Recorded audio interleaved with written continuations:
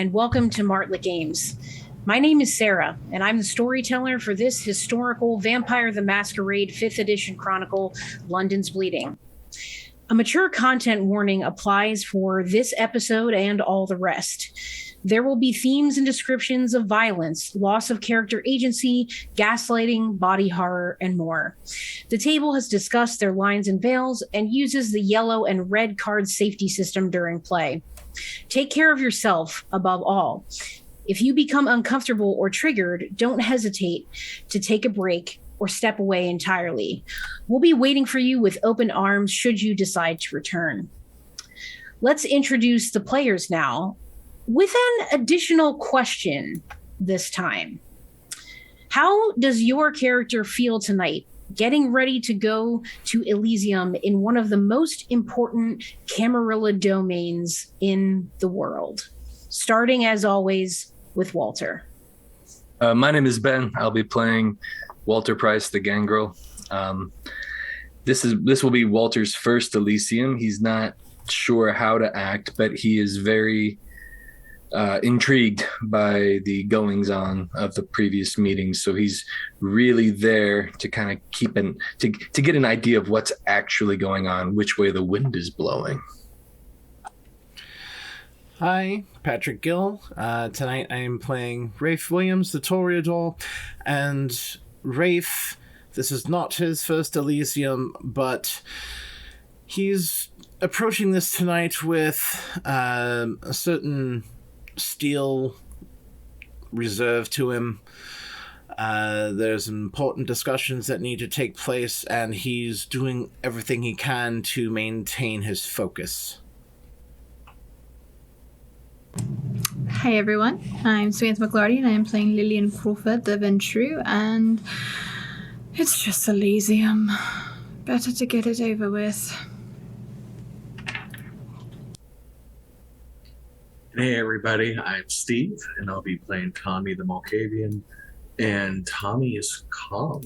This is just nothing but mental chaos, so everybody's in his realm now. Hello, Zachary Vaudo, returning as Justicar Baylor. And for Baylor, this is another business as usual night. Of course. Now, to begin, I'd simply like to read some of the ending passages of the poem Cain and Abel by Rudyard Kipling. Here, Cain addresses Abel. You pray to the Lord to send you luck, and you loose your steels in my garden truck. And now you're bust as you ought to be. You can keep on praying, but not to me. Then Abel saw it meant the life, but in those days there was no knife. So he up with his big bull goad instead, but Cain hit first and dropped him dead. The herd bulls ran when they smelt the blood, and horned and pawed in that red mud. The calves they bawled, and the steers they milled, because it was the first man killed. And the whole herd broke for the land of Nod, and Cain was left to be judged by God. But seeing all he had to bear, I never could call the judgment fair. So we are going to open up. This is the night of Elysium. It's sometime mid-March in 1919, as of right now. Last evening, they had a meeting with Lady Anne Bosley, the Seneschal of the London court. And she asked them a few questions about what they had been doing, what they are doing with the information they have to protect London and its kindred. And so we're going to go each one at their haven or wherever they ended up that night and get their rouse checks. Why don't we start this time with Tommy, actually? Where did Tommy end up after the meeting? Tommy will be waking up in the trashed apartments of his spot. He knows that he's been made. He does not care anymore. He's just living in the filth. So, and Okay. I do not get hungrier. Okay, sounds good. And what is Tommy wearing to Elysium tonight? Tommy wakes up and takes some of the makeup that he got from the Randy Dandy and blushes himself up a little bit more than average. Not quite to human, but definitely better than it's been. He goes over to the destroyed cabinet dresser and just kind of reaches in and grabs a really, really wrinkled red shirt, throws it on, puts on a bow tie, gives a little smirk, and waits for his carriage to head to Elysium. Wonderful. So Tommy is ready to go. Now let's go to Rafe. Where did Rafe end up, and what's he thinking about Elysium? What's he wearing? What's going on? All right, so Rafe ended up eventually back to his flat, and upon waking up, he does not get hungrier, but he knows that with this being Elysium, a certain level of decorum is expected. He switches out the usual wool vest for a more formal. Unfortunately, the matching waistcoat that goes with the vest did not survive the continent. So instead, he's got a still expensive, not entirely matching, but still somewhat complimentary wool blazer instead. It's the best that he can do on a limited journalist salary. But he's been going through what little bit of protocol Marie bothered teaching him when they were fleeing from domain to domain. Remembering how to use everyone's titles, Mr., Ms., otherwise, Sir. Rafe knows that he actually hasn't had any FaceTime with his Primogen since he's actually arrived. He's checked in, but they haven't sat down for tea by any stretch of the imagination. Rafe might make a point to have a more formal introduction there, if possible. There's a few other individuals he wouldn't mind talking to, just to check in if they happen to show themselves. Otherwise, everything is neatly pressed, clean, ready to not make an impression, but at least not stand out. And he also manages to flag down a carriage that's passing by, and he will depart for Elysium. Okay, sounds good for Rafe. Walter, where did you end up after the meeting? What is Walter's attire, and how is he getting to Elysium? So Walter is at his haven now. I am hungrier. So that puts me at 2. How many times have I actually passed the hunger? Your percentages are probably not great. Ultimately, I don't know for that for a fact, but yeah. I feel you. And you don't hear any voices or see any images. You just feel this uncomfortable tension and tightness. And as much as you are thinking, you're under control and Elysium is this sort of safe place as you've been told, you still don't necessarily know what exactly it is you're going to see or do when you get there. So just bothering you a bit. So I will try to put on the nicest clothes that I have, but not sure like what I would have, because it's not like he walks around with like really nice clothes. It might be some variation of like his army dress or whatever, but like kind of like swapped out so that it's not overtly, you know, like a new jacket, like an additional jacket or something else to help like hide insignias, but still look as sharp as he can. Okay. And is Walter also hiring a carriage to get there? Yeah, I would have had one of my guys set it up. Sure. Totally doable. And so Walter will get on his way to Elysium as well, unless there's anything else you'd like to do. No. But I kind of, there's a special project I'd like to start happening at my haven where, I'll talk to you more about it later, but essentially just trying to come up with not to put too fine a point on it, but Walter's super paranoid right now. And so it may not be a bad idea to have a sunroom somewhere. Yeah, that makes sense. We can definitely talk and make that project start happening for you. Okay. And Lillian, tell us about your attire and give us your route check, please. Okay. I am good, not hungry.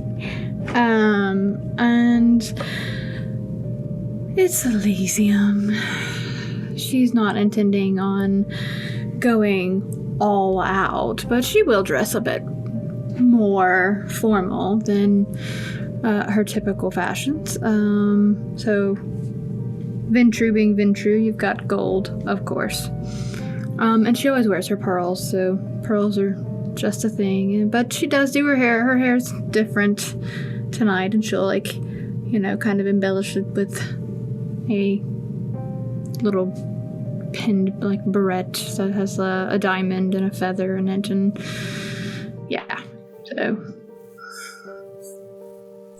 very good. And I'm assuming you're giving your new driver some work tonight. Yes, he will be driving, of course, and she's going to make it a point to ensure that he knows that however, she's essentially going to be timing him to see how long it takes for him to, get with the program, get ready, let's go, how long it's going to take to get there. He's hired, but he's not hired yet. We'll see.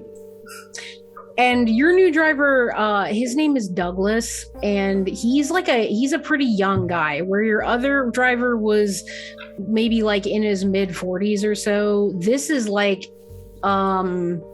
man in his mid 20s, and you're not really sure, was he in the war? Was he not? He just kind of appeared and was hungry for your approval and your, he just appeared. You. Well, not appeared, but he just, you needed a new driver, and there was one for you without much ado. Mm-hmm. Noted. Okay. And we will meet up with Baylor once we arrive at Elysium proper. So, the Coterie of Happenstance all travels to Highgate Cemetery, which is quite a bit more north than any of you are used to traveling, at least lately. So consecrated in 1839 by the Bishop of London, Highgate Cemetery in modern nights contains over 53,000 graves and maintains status as a de facto nature preserve. It's high above the bustle and grime of London. There sits the cemetery filled with Stoic stone angels, Gothic tombs, and Egyptian sepulchres. There are dense trees framing the numerous headstones, churches, mausoleums, and winding paths snake through the memory of both famous and ordinary exhumations and burials. The actual, like, where the Elysium proceedings will take place is in this central church on Swain's Lane, and it's really it's a very massive church, and it kind of just like goes back really far. It's very long, as opposed to kind of like wide and taking up a lot of space. It kind of like is just in this perfect clearing of trees, kind of just sat there, this long rectangular building. So presumably the demographic of the cemetery has hardly changed this night of long-awaited order for the kindred of London. The dead rest here, and tonight the dead walk here.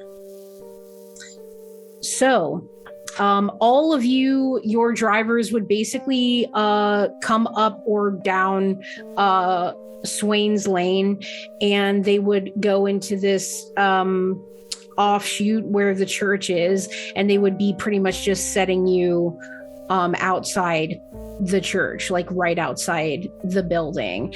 And you see a couple of people out there, not a lot, but a handful.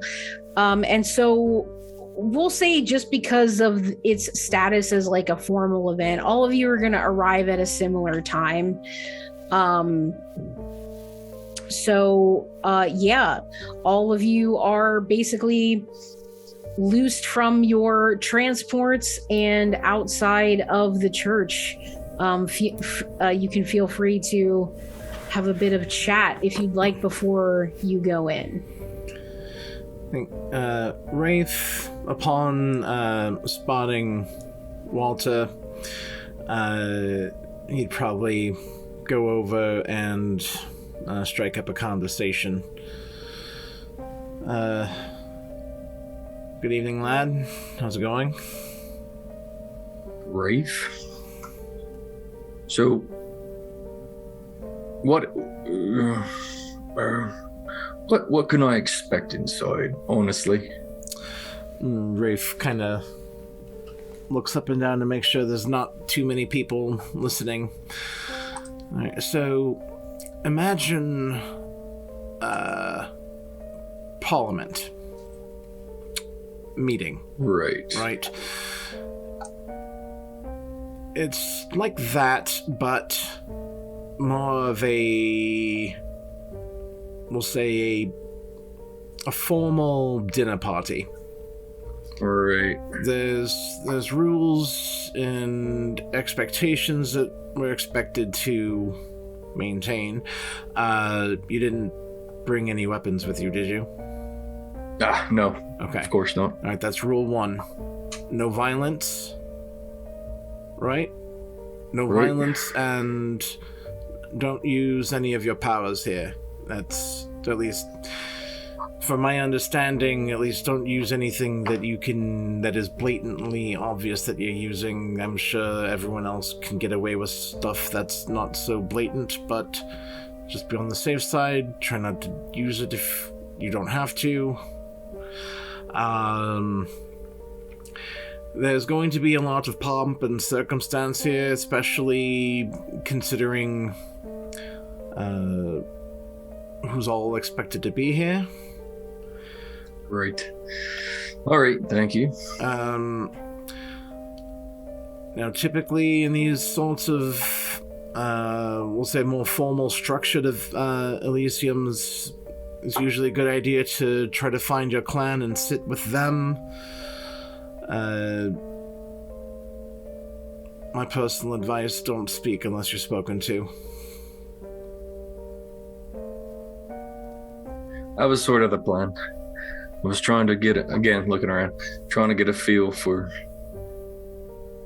the room, see which way the winds are blowing. Oh, you can expect Miss Crawford and her ilk to think they run the night's festivities. Surprising. You'll see members of my clan also think the same, and the hidden social one-upmanship that you'll be able to cut it with a knife. You'll know it when you see it.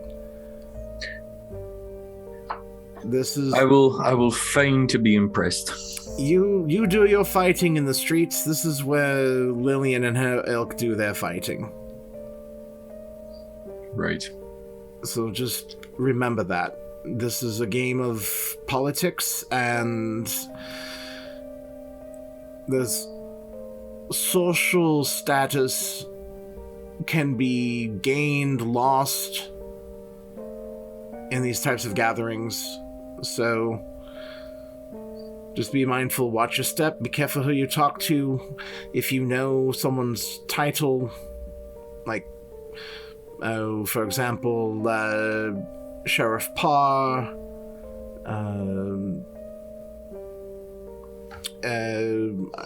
let's see, I don't think if Bremer shows up, don't call him Under Prince here. That's faux pas considering where we're at.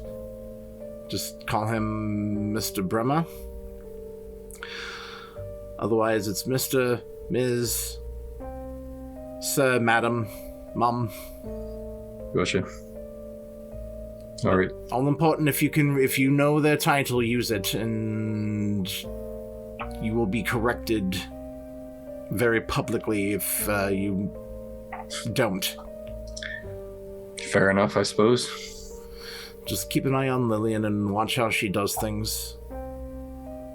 I'm not suited. This is not my arena of combat either. But just watch how she does it. Learn from her. It's about the only advice that I can give right now. Just be aware that I'm sure that we were not the only coterie that was given the... I'm not sure, but it feels obvious that another coterie may have been given the same option we were given that back at the tobacco docks. And so I'm just trying to get an idea of who else may be swayed to which side. It stands to reason that Regina and Demeter are going to have their agents here. But just be mindful of strangers wanting to talk. That's usually, if someone wants to get information directly from you and you don't know them, of course they're going to try to figure out how to strike up a conversation. So, if strangers seem overly friendly, all the more reason to be even more cautious. Just remember that. And, I mean, technically, are we double or triple agents at this point in time? Who knows? So who knows? We've got our own agenda from Sheriff Parr, Lady Anne, and if you want to get technical, Miss Regina as well. I think that there's a small army that thinks they have their hooks in me, and as far as I'm concerned, whatever keeps my neighborhood safe is who I help. And Walter, that is one thing that I admire about you. You've never lost sight of your overall goal throughout this whole ordeal. You've always been mindful of keeping you and yours in one piece. I dare say the Camarilla could actually use more kindred like you. And once we teach you how to throw a punch, my pack could probably use more like you. Let's get through this first and then we'll figure that out.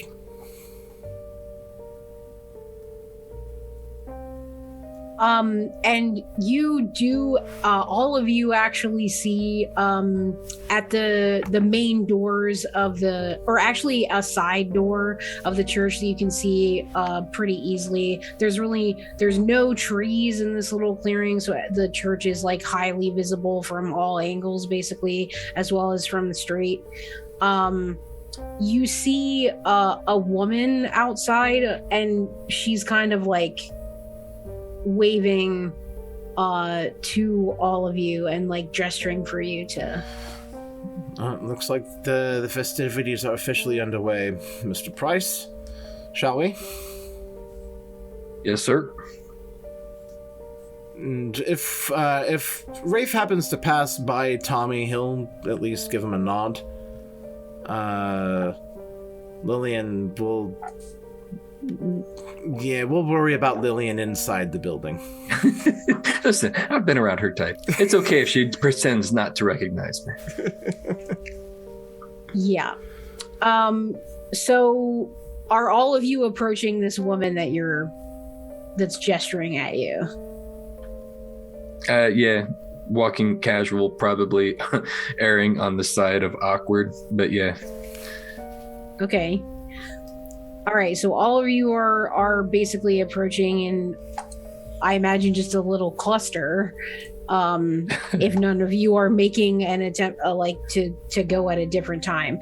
So you approach this side door, and you see a woman. She has light brown skin, long, dark, wavy hair, dark eyes. She's about average height, and she's dressed in the formal attire of the time. It's a mixture of like burgundy and black. There's some like sheer fabric on her arms, and it's like a full gown. And she has some paper and a pen in her hand. And she looks at all of you and gives a small smile. And she said, "Oh, hello. I don't believe I've seen most of you before. Oh, of course, Miss Crawford. So nice to see you again. And Lillian, you recognize this woman as Lady Ophelia Merritt, the keeper of Elysium, and she has held this position for some time." I was actually going to say that I probably wasn't quite there yet, and I definitely wasn't walking up with them. Okay. All right. So sorry. It's okay. I thought you were talking to those three when you were saying all of you, so I wasn't saying anything just yet. Sorry. Apologies. No worries. Okay, so then she regards the men here. And she's like, yes, I don't believe I've seen any of you before. Name? And she looks at you, Rafe. Rafe Williams, Mom. Toreador. Oh, yes. A new rose, how delightful. So nice to see you. Inside you'll find Primogen Regina Blake. Primogen Regina Blake. Thank you very much, Mom. Yes, certainly check in with her at some point during the night. We are greatly anticipating the prince's arrival, so you may feel free to partake in refreshment, to wander the cemetery grounds to a certain degree, to admire the beauty of the cemetery. As you already may be aware, there will be no use of the powers of the blood here. There will be no weapons, no violence. This is a neutral ground for all of us in London. It's more important now than ever, I think. Understood, Mom. And your name? I'm sorry, we've not been introduced. Oh, my apologies. My name is Lady Ophelia Merritt, Clan Toreador also. Oh, pleasure to meet another Rose. So now would I would be familiar with their title now at this point in time, wouldn't I? You would think? Yeah. Okay. Oh, Keeper Merritt, a pleasure. to make your acquaintance. And may I introduce my acquaintances? This is Walter Price of Clan Gangrel and Tommy of Clan Malkavian. My lady. Oh, welcome, gentlemen. Walter, you may find your Primogen Odie. He's probably outside, wandering the grounds, I imagine, deep within the trees, perhaps. But he's around. You can't miss him. Tall, large, tattooed man. I'm sure he'll be quite interested to meet you. And then she shifts her attention to Tommy, and she does hesitate a moment before she speaks and says, Tommy, you'll be looking for D. Again, hard to miss her. Long, beautiful blonde hair, blue eyes, just a little doll of a thing. She'll likely be sitting in the church, getting ready for everything, along with perhaps a few other members of your clan, though they are quite few and far between, besides her and Sheriff Pa.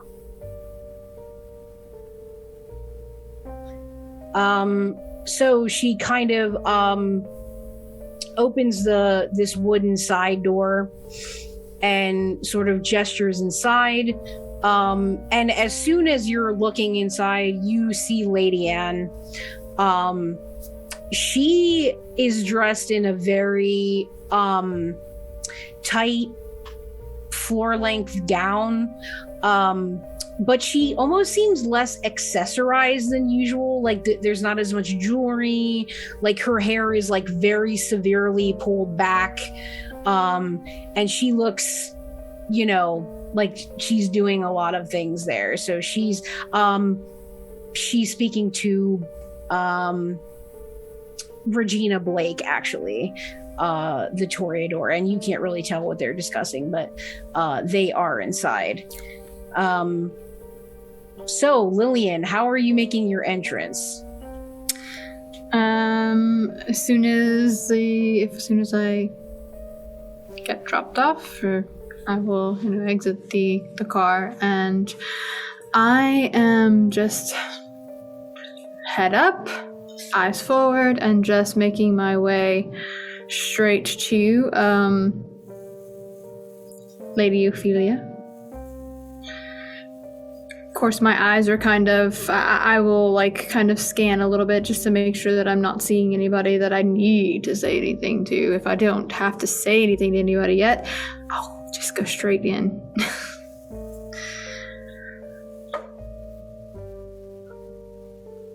Muted. Oh, apologies there. Okay, so you're kind of checking your surroundings, heading up to Lady Ophelia. And she sees you, and she kind of presses her little piece of paper, little notebook to her chest, and she says, "Oh, Miss Crawford, it's so lovely to see you again. I'm so glad you're here." Lady Ophelia, it has been so long. I'm so glad to see you as well. And I'm sure you know Bela. As I walk up behind Lillian Crawford. Good evening, Ophelia. Oh, Justica, hello. So nice to see you. We do have refreshment inside should you require it. And please don't hesitate to ask for anything you need. Quite. Lillian? Bela, it is so good to see you again, Lady Ophelia. And I'm just going to nod and make my way inside. I'm taking an immediate step once she walks inside and putting my arm on her elbow and go, let's talk a bit. And I'm going to just arc us away from the center area. Sure. And there's a long like it's a long aisle with lots of pews, and then at some point there is like a widening of it a bit, and there's like little corners. There's a couple other doors that go to different areas.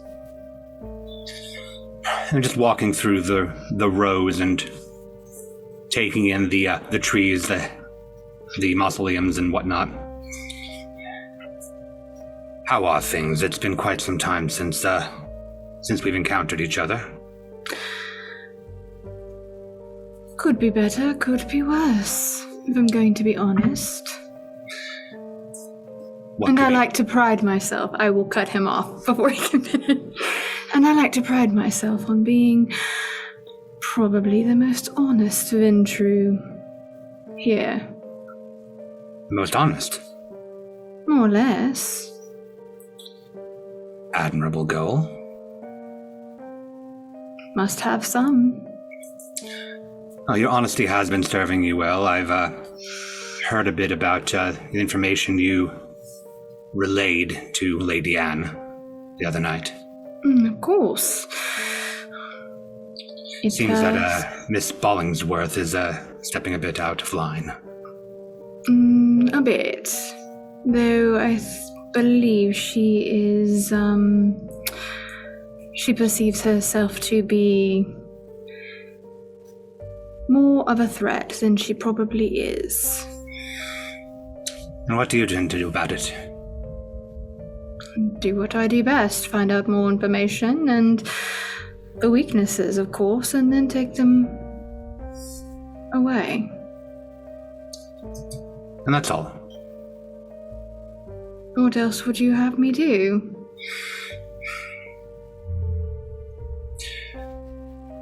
No, your strategy is certainly a good one. It's just that, seems the rest of your group was a bit, uncooperative at said meeting. Gives pause for worry. First, not exactly my group.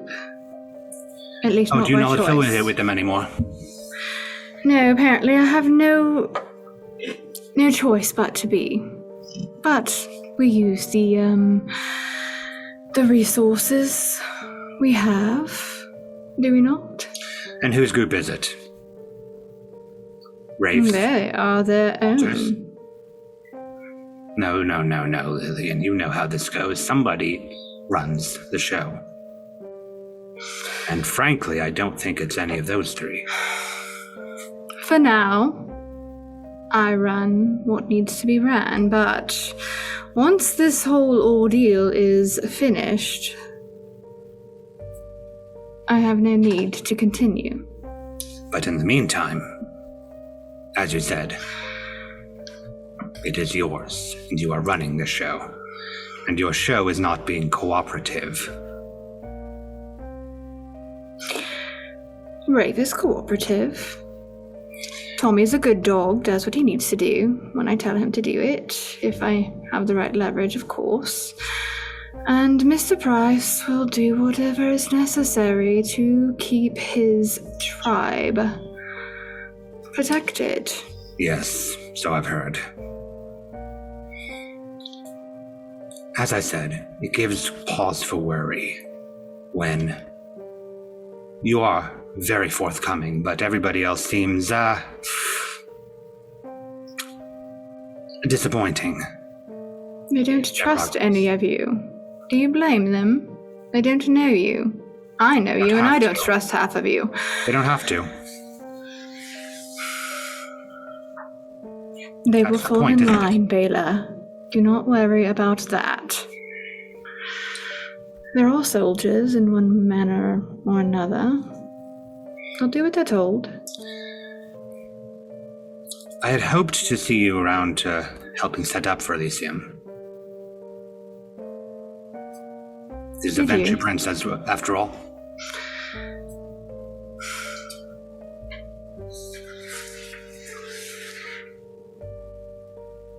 Care to repeat that? I said I'd hoped to see you around helping out for Elysium, given status of the city. Is there some problem with that, Lillian?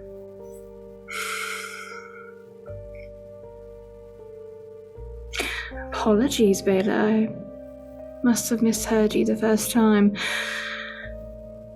No matter. What do you think I should have been doing to prepare? We are the ones who run the show, as you said. As I said. That's what's in our blood. Thus, the coordination, the setting up of events, the pulling of people together. You are more than just a Ventru in this city, Lillian.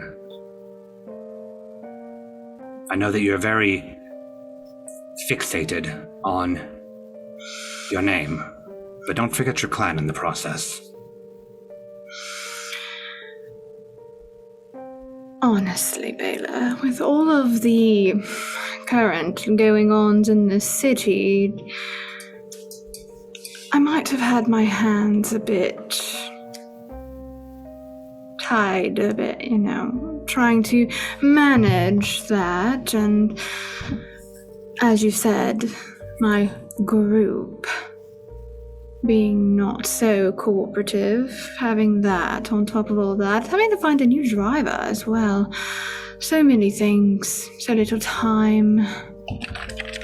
That Elysium, setting all of these events and all of these going-ons here, that is the work of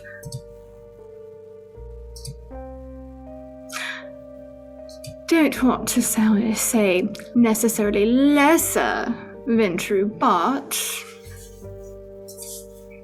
those without as many responsibilities for certain.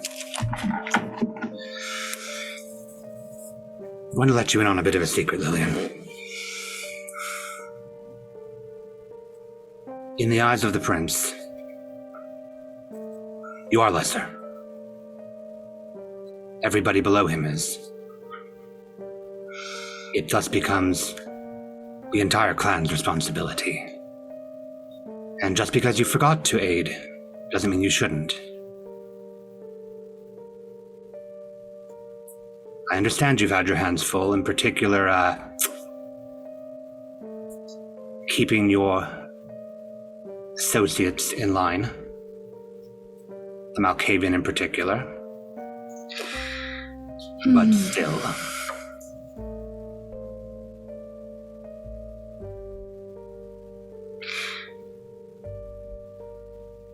I shall remember that next time. I'll do better. Is that what you want to hear? Will that make you satisfied? It is what I want to hear, but I want you to mean it. I mean it. I will absolutely help more next time. I hope that you hear all that I'm saying. It's not enough that we have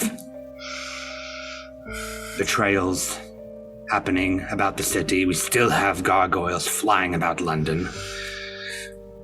I can't have my own child being questioned over the potential loyalty of the group that she associates with.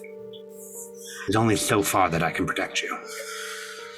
And what exactly are you doing regarding this matter? I'm a Justicar, Lillian. I'm taking the heads.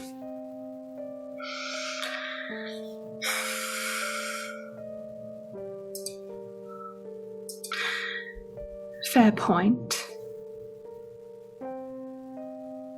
I do hear you.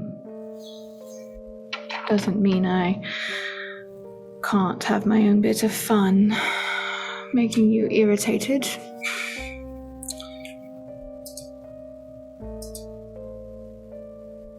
The playfulness is appreciated, but in this instance, I think it needs to be curbed a bit. After all, as I said, you are not just some Ventru in the city. You have a lineage. Albeit you try to build your own, you still have one.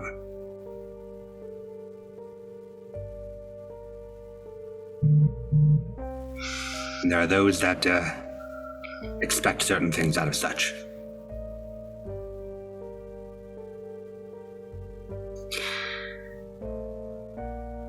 I'm sure you're expecting me to say some sort of witty retort. I usually am. I'm going to surprise you this time and not do that. Surprising indeed. Keep you on your toes. Nonetheless, I do have a small matter I would like to discuss with you. Aside from all of the Tremere and gargoyle fun that we've been dealing with. You mentioned Tommy a moment ago. That I did. As I said, he's very useful, but you're correct. He is proving to wane a bit more than I need him to down a more bestial path. There is something that could very well keep him in check. And what is that? I'm just gonna pull out a slip of paper and just hand it to him. Not now, but later. And on that paper is gonna be a name. Yeah. I'll look it over. If anything keeps him in check without an actual decree from one such as yourself, it would be what's on that paper. I do hope you're right, because the only thing that is currently stopping me from staking him is Elysium. I understand. Sloppy. I know. I've been doing my best to curb that a bit, and to even try to bring him into my employ. Unfortunately, that name on that paper has caused a bit of a whirlwind for him, and without that particular person, it's only going to get worse. So are you asking me to protect this person, find this person, or kill this person? Oh, don't kill the person. You kill it, it's only going to make it worse. Much, much worse, actually. As I spoke before to Lady Anne, and as I have mentioned to Bollingsworth, having the right kind of a leverage can get you very far. Fair enough. Thank you, Lillian. Thank you, Bela.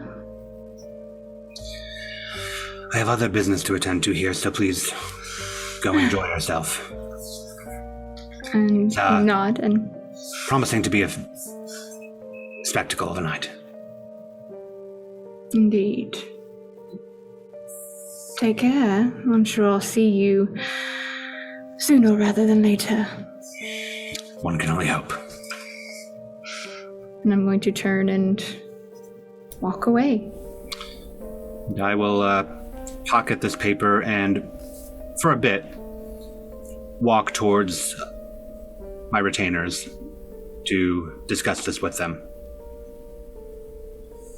Okay, sounds good. So they go their separate directions after that conversation. So we'll cut back to Rafe and Walter and Tommy that have just entered the church. What are you guys doing? Where are you going at the moment? I think Rafe would, once we enter, Rafe would nudge Walter and say it loud enough that Tommy would be able to hear. Right, there's my Primogen, Regina Blake. She's over there talking with Lady Anne right now. I do have a small matter I need to discuss with her since she's here and I'm here. Geography being what it is. So if you would all just excuse me for a moment, I do need to have this conversation. I'll be right back. Otherwise, unless you all had other business to attend to, I will just be right back. I'm going to do what I do normally, just kind of take a lap and then go find my Primogen.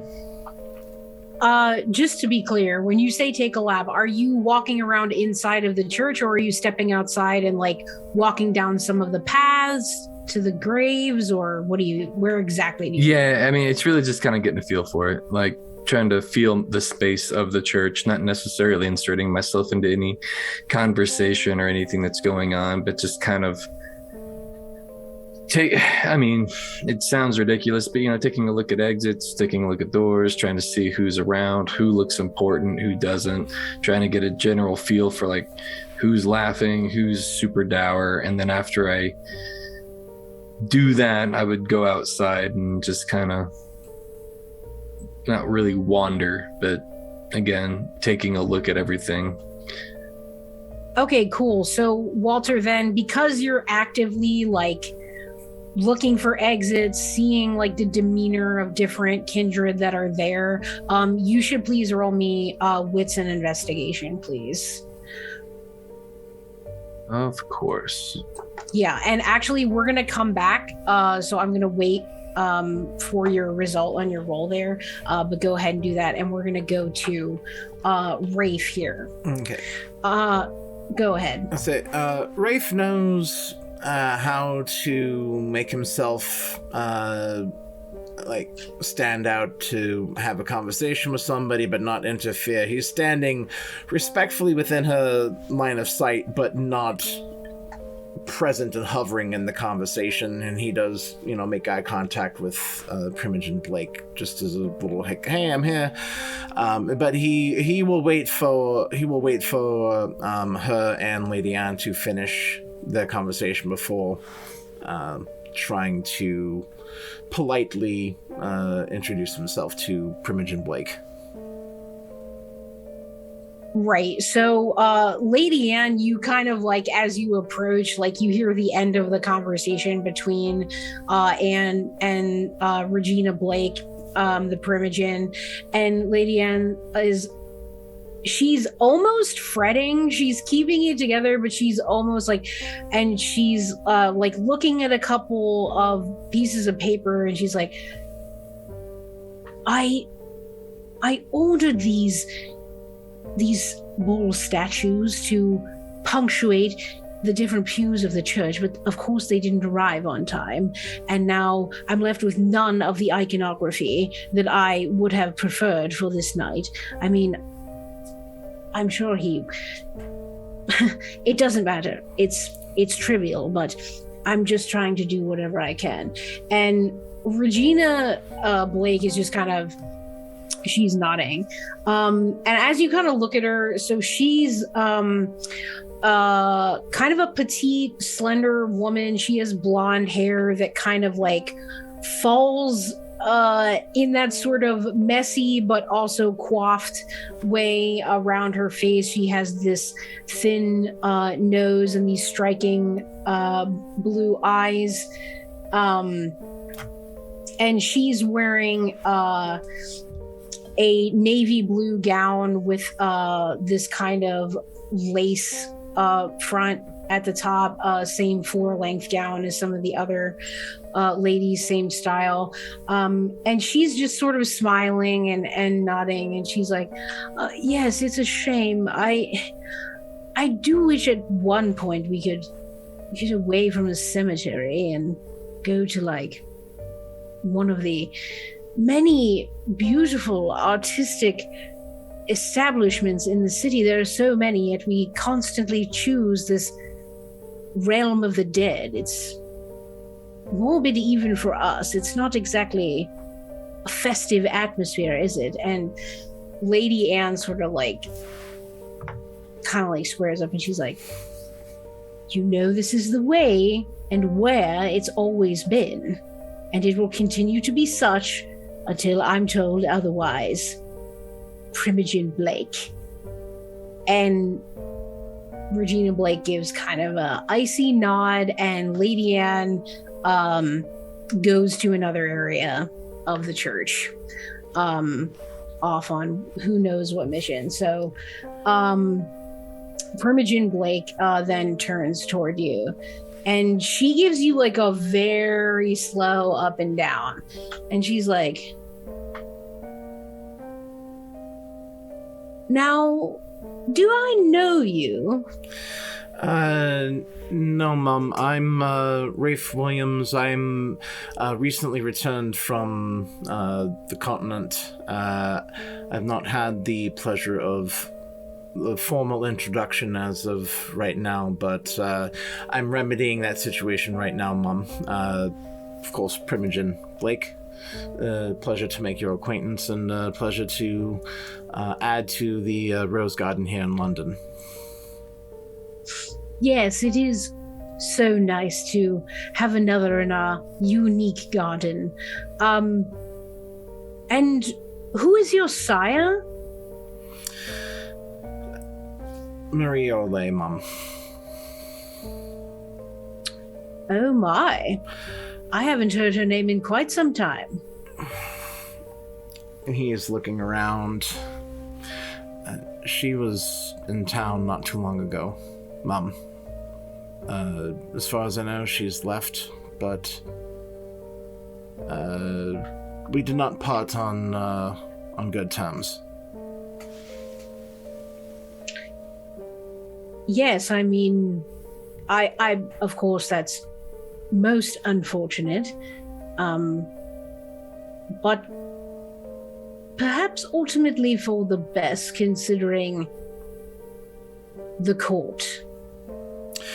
I'm, you could say, quite entrenched in some of the machinations of of my betters, unfortunately, and that was one thing that I wanted to discuss with you just briefly. I mean, you are aware that there are, we'll say, certain security issues within the city that several of your clanmates have been instrumental in remedying. Yes, Lady Anne had been informing me, getting me up to date. I don't go to East London, of course, not at all these days, but it seems like it's could encroach further into London past the tower, and that's not something we like. And of course, the roses. People think we just sit around and look beautiful, but we have our distinct uses and roles. Don't you agree, Rafe? And I've been finding myself, we'll say, utilizing more and more of my talents as this has progressed. I am part of Miss Crawford's coterie. Of course, I'm, as you've advised me here, Lady Anne has, of course, filled you in on all of that. There is one matter here that, as a personal favor, if you would, there's, we'll say, some differences of opinion. There's some issues that need to be resolved. I, of course, am going to do everything that I can to resolve them privately, but if I would need any assistance from someone with significantly more status than myself to add some formal weight to it, I would, of course, be indebted to your service. I'd be willing to offer myself for a length of time once all this has come to pass, so to speak. And she pauses for a second and smiles, kind of flipping her blonde hair out of her eyes. Of course we love the simile, the metaphor, the allegory, the reference, the illusion, the winding path to get to a point subtly made. But when you're asking for a favor, it is much better to be direct. I'm not exactly... You want me to intercede on your behalf in some sort of matter? Is that what you're asking? If necessary. And what kind of matter is this, exactly? It's a personal one, Mum. There's no political ramifications yet. But you know how quickly the personal becomes political. We've seen it play out in this court time and time again. And we continue to do so. And of course I'm trying to keep it personal, but if it has to get political, I'm willing to go that far. And she looks at her nails, adjusts her jewelry. I'll consider it if I fancy it at the time. It depends. I don't know you. This is your first introduction. You're asking me for a personal favor.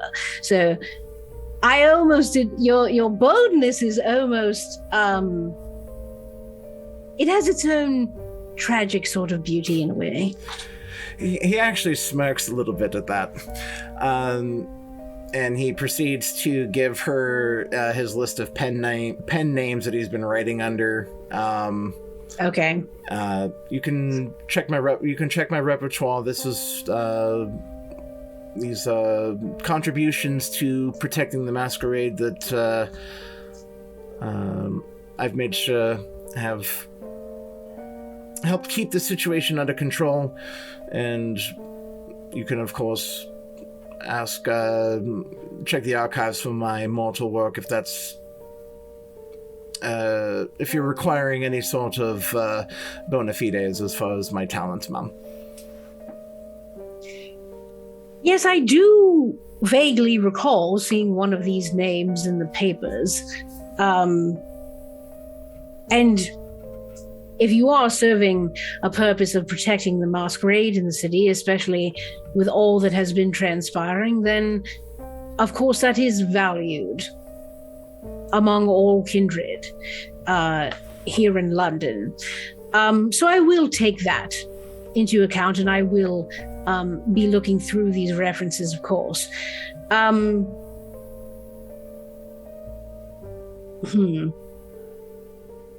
Yes. Anything else? No, Mum. I understand that tonight is quite high stakes, and I will leave you to the rest of your dealings, Mom. You have a good evening. Of course. Thank you so much, Rafe. And she also kind of, she actually leaves the church through one of the side doors, the same one that you ended up coming in. And she was very measured, like that whole interaction. Like there was just, no sweat, no worry, just very like firm in her standing here. So we'll go back to Walter quickly here. So we're going to say that initially you make that lap in the church.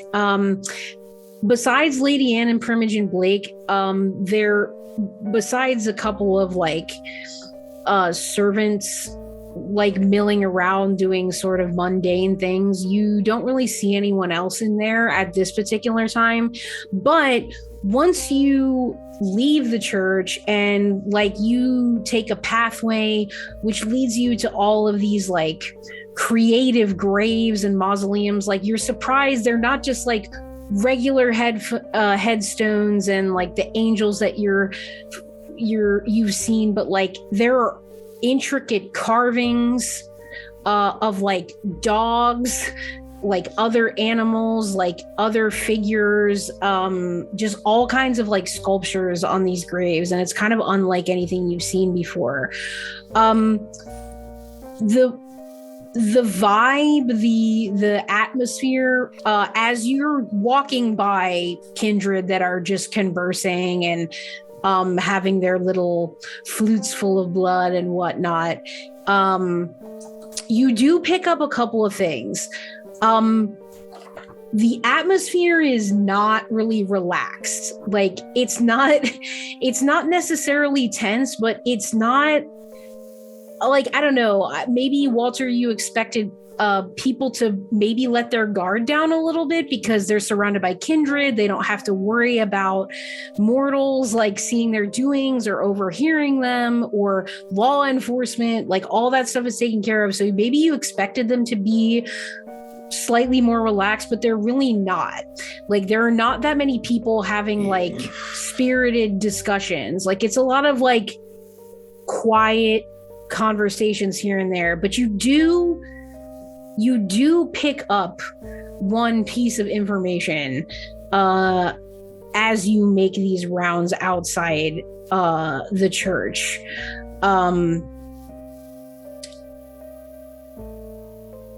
There's whispers in the very quietest places between the graves that the prince is blaming the Spanish flu on the Tremere, similarly to how he blamed the bubonic plague on the Tremere all those many years ago. And so you hear maybe like 1 to 2 groups talking about that.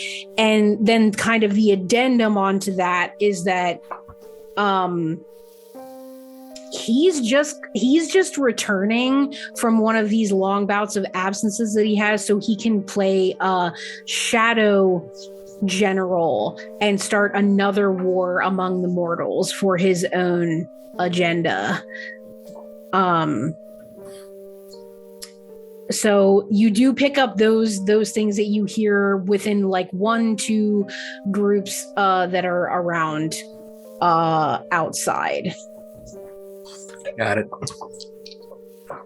Other than that, like you don't see anyone acting like super suspicious or like weird. Like it's just a kind of tense atmosphere and people are keeping to themselves. Yeah, and I didn't really know their own what groups. I didn't really know what to expect. I was just kind of getting like a feel for, taking the temperature, trying to see how people are acting, reacting, just trying to fit in, win in Rome type of thing. And Walter, as you're sort of going down a small decline into one of these very common like circular paths where it's like these big square like mausoleums and then graves with kind of this sepulcher like right in the middle of it, like huge. You kind of turn the corner and there's Baylor. Just to go. Mr. Price, was it? Yes, sir. Good to see you. Likewise. How have you been since the last time we encountered each other? I've been looking over my shoulder a bit, if I'm being honest with you. Why's that? Well, last time we spoke to you, it was just a bunch of punks, and now we find ourselves being hunted by more than one gargoyle and talking to many different people. So I've heard. Yes, Lady Anne told me you had quite the conversation with Regina Bollingsworth the other night. Yeah, yes. Don't recall much of that conversation. I don't mind telling you that while I may be seen as a dog, as a lapdog, I'm just trying to look out for my own. And I don't take kindly to people making threats and telling me it's a favor. No, I do know that you look out for your own. It's actually rather admirable, I must say.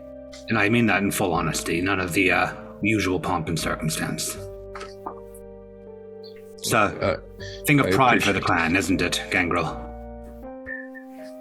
I suppose so. I haven't met many Gangrel in my time. There was my sire, Julian, who was a great mentor, but we spent most of our time in the woods, didn't we? So now we find ourselves around pomp and circumstance, and I'm wearing a hand-me-down. Trying to fit in, trying to find your place, trying to find your pack. Trying to keep peace. Now, does your pack include your, that ragtag gang of ghouls that you hang around all the time? I think ghouls is a bit of a strong name, but I take your meaning. Well, something a little more, aren't they?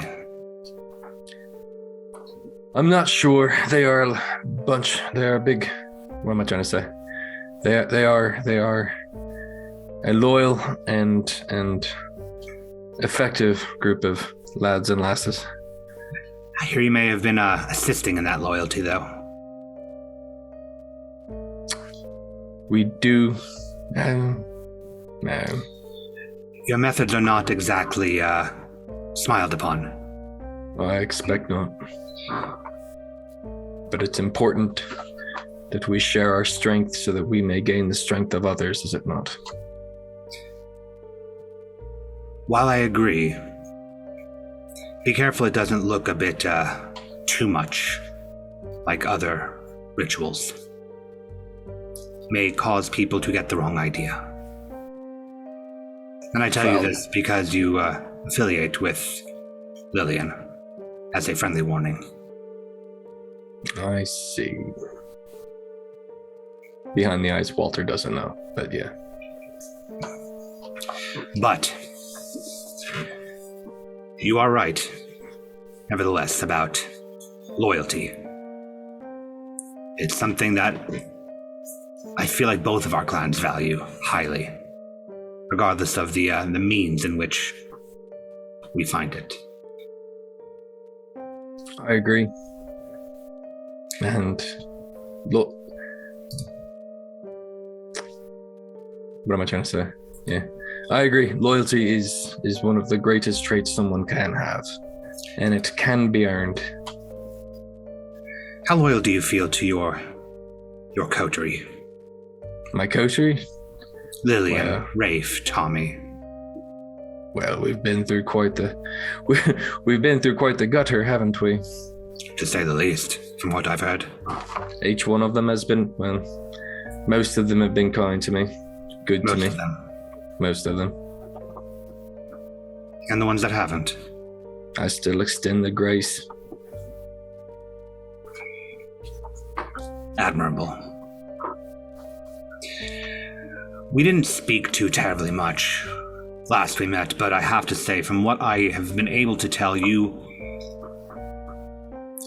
despite your lack of learning in the matters, may be one of the most sealed of thought. When I still breathed, we were a very strong group, and I would still be breathing now if it weren't for the cowardice of a single person. So loyalty is very, very important, but we have to be able to identify the weak links and mitigate those circumstances. Loyalty over cowardice. I could not agree with you more, Walter Price. I want you to handle the Regina Bollingsworth situation for me. To put it very bluntly. What kind of Regina Bollingsworth situation? I think you know very well. Her plans are cowardly. And we value loyalty. Sarah, is Regina Bollingsworth the one that was at the tobacco dock? Yeah, she was the one that confronted you all, that kidnapped Jack Dory, the woman with the... Yeah. Yeah, I don't like her anyway. Okay, continue, I'm sorry. That's fine. As I said, her actions, her plans, her plotting is cowardice, and we value loyalty. She seems to have extended a hand to you and yours. I'd like for you to take that hand and then take the rest of the arm with it.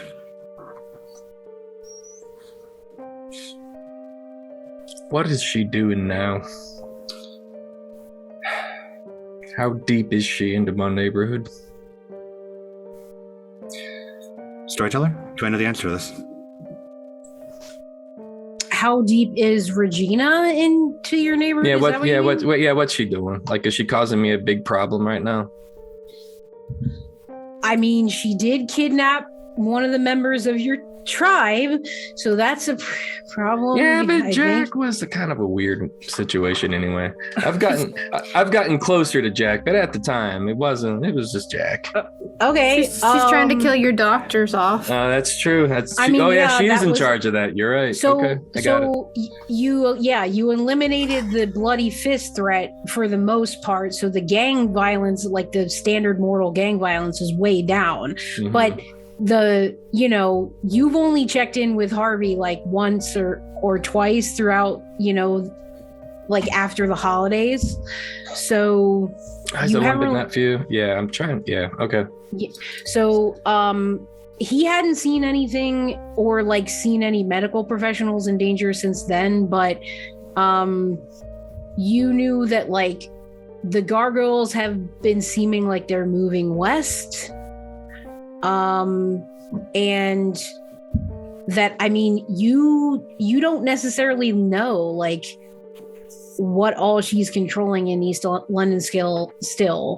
So other than like potentially because she's established some kind of presence in East London, I mean, that's a residual problem for you, essentially, because you don't know when she's going to make another move against the doctors or. Yeah, okay.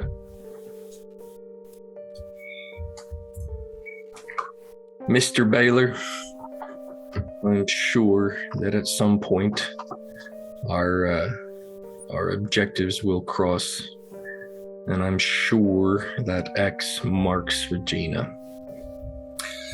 Sooner rather than later, if you wouldn't mind. I do believe in Lillian's plan of continuing to grow closer and gain information, but the longer this drags on, the more of a headache it becomes.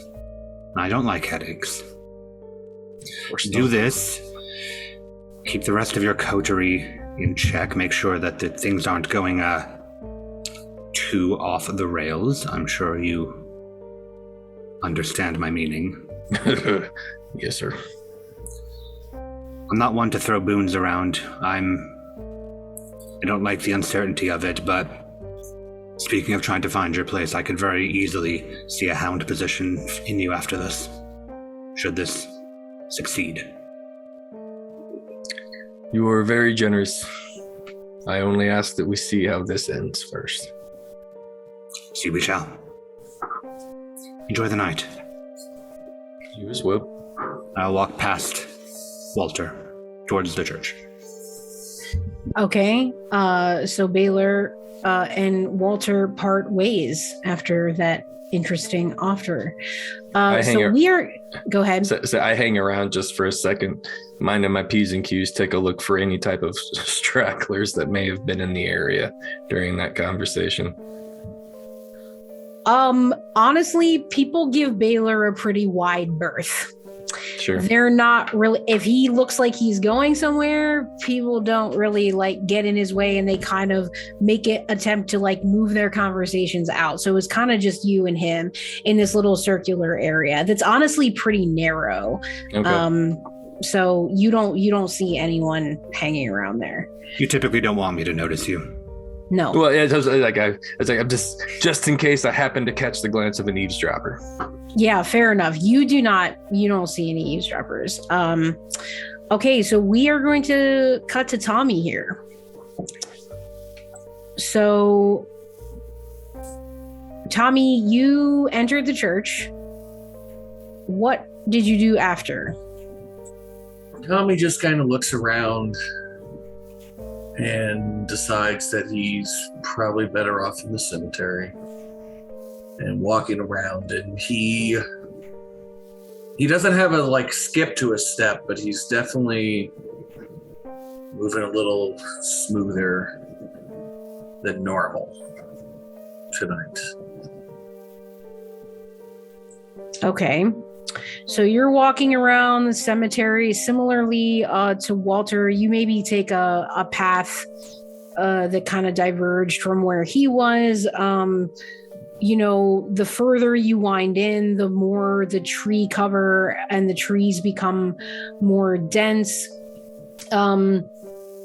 Spring is right around the corner almost, but it still feels like winter. The trees are not really back. They're kind of bare, so you don't get as much cover as you normally would.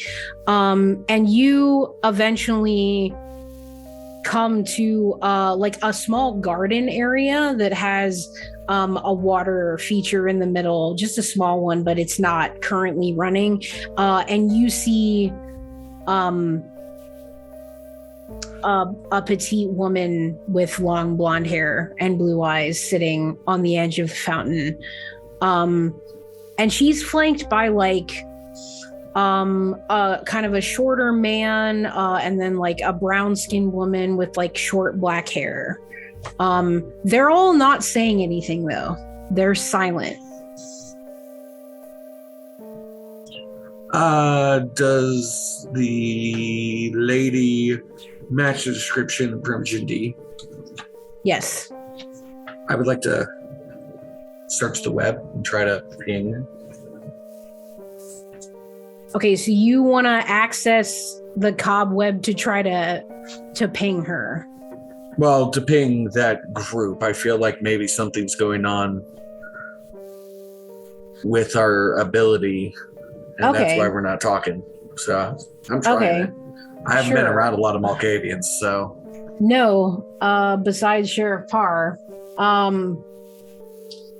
Let's see. He's popped in my head before, so. Why don't you... I truly don't know if there's any official mechanical way that this plays out, so we're just gonna give me something, I'll roll. Make something together here. So let's, because you're kind of trying to do it like on a whim, like just as you see them, we're gonna call this wits and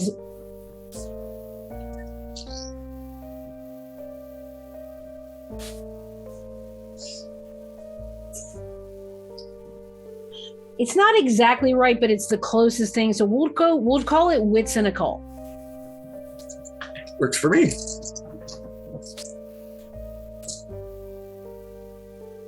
That's a 4. So you kind of let your mind open to these Malkavian pathways.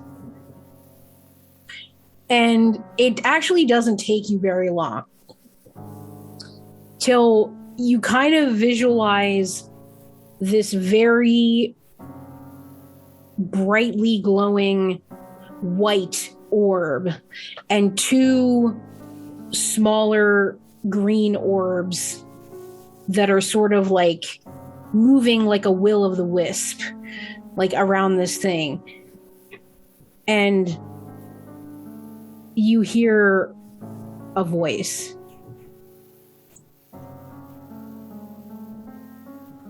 My poor boy, Tommy.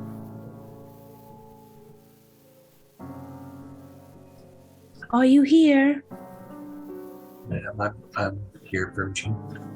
And I'll start walking to the group. You know the titles are not necessary here. It's only us. And go ahead. It's the familiarity of the situation. And all of a sudden, you feel her aura like suck yours in toward her till your essences are hovering right by each other, vibrating. And she says, You touched the walls of the Covenant shadow all those months ago, and it brought you such great torment. I could feel it, but I didn't know who you were. Why Why did you go there? The burnt husk. I needed answers. I needed to try to find answers. That's all I've been doing. Just trying to find answers. But the answers you seek only feed the beast. The more you overfeed it, the less you will control it. And I feel it. You're losing control.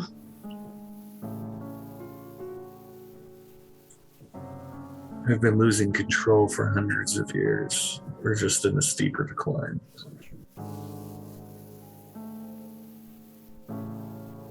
However,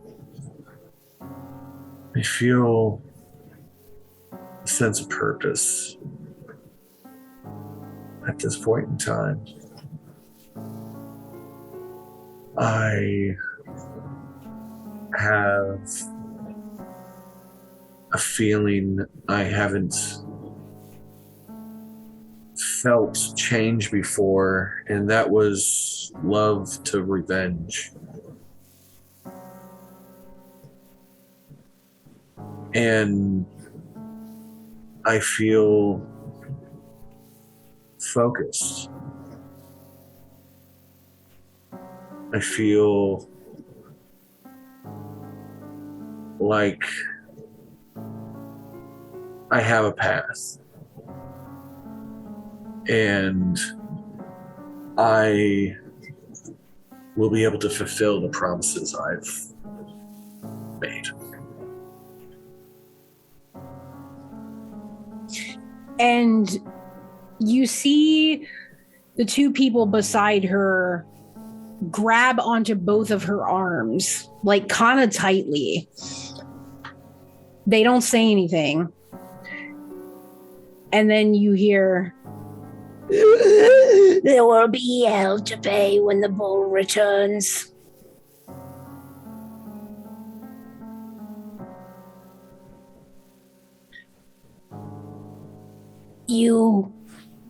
We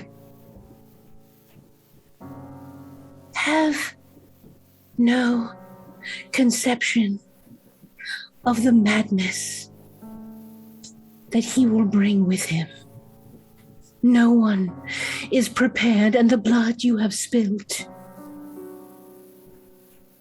is meaningless on your personal path to revenge, and without the love to ground you,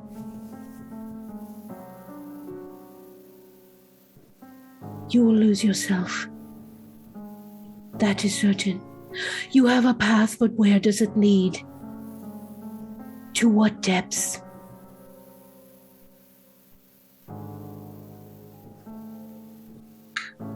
My only hope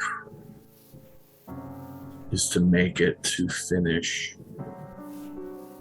the quest. After that, my next quest is to find a way to not cause any more issue.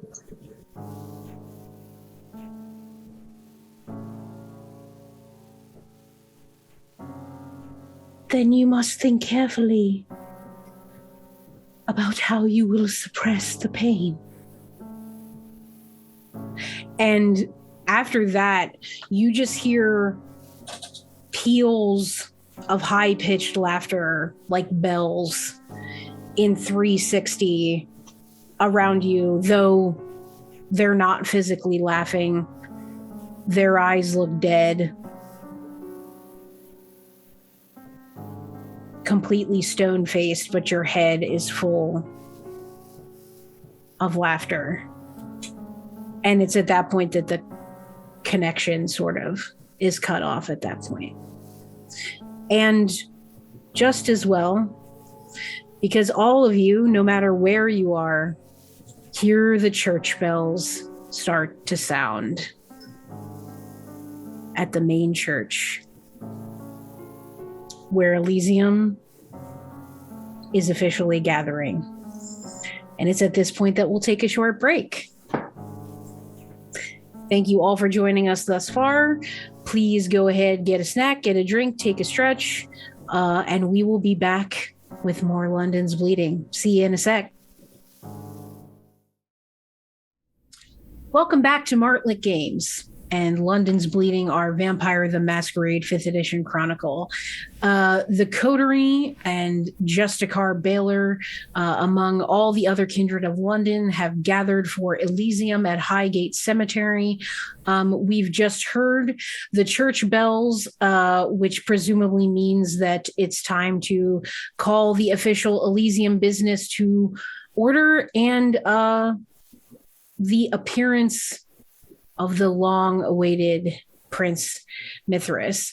So all of you who were out walking around, doing whatever, will kind of make your way back to the church. And actually, Baylor enters the church, and Rafe, are you still in there? Yes. Okay, so people are congregating. Some are sitting down in the pews. You see some familiar faces, some not, and there's just a little bit more time here before everything comes to order. So everybody's just sort of filling in the church through the side doors, through the main front door. They're kind of coming in at all thing as Baylor enters as well. The moment I walk in, like I'm gonna look around. When I see Rafe, I'm gonna do that thing where you just look at somebody until they can feel it, and then when he looks back, I'm just gonna go and walk back out. Rafe just nods and follows. And Baylor's are just standing right outside of the doorway. Justicar Baylor, hello. Mr. Williams, I've been speaking with some of your associates in regards to recent going on since the last time I encountered you all. Yes, sir. What is your take on the Regina Bollingsworth situation? Rafe kind of cracks a smirk for a moment. That woman is dead and she just doesn't know it yet. I have to say, Mr. Williams, that might be the most fine I've heard from you in quite some time. Well, Justicar Baylor, I'm not a fighter. I spent time on the front, however, and I know bad planning when I see it.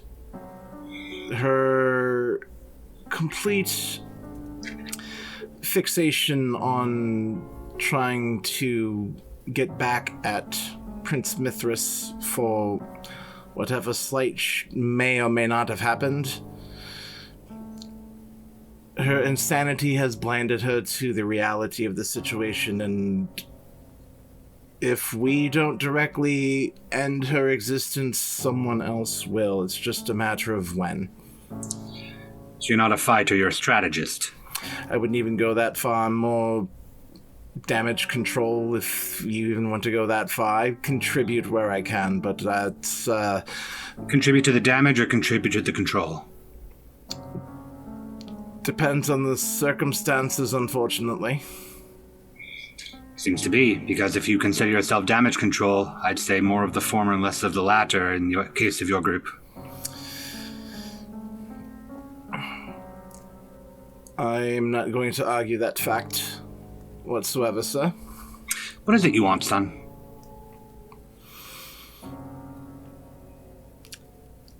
I want to be free from this arrangement that I've fallen into. Which one's that? This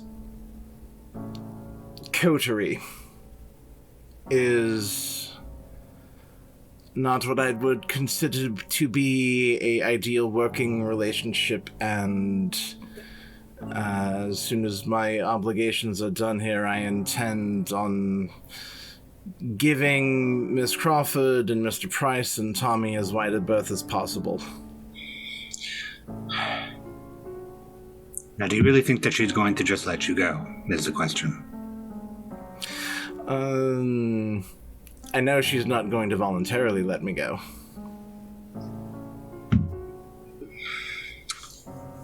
Now, when you say you want to be free of this arrangement,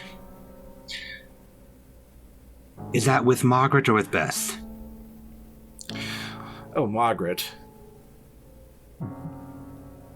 That was fast. I'm not going to lie, I expected a bit more pause from what I'd heard. Bess's ammunition.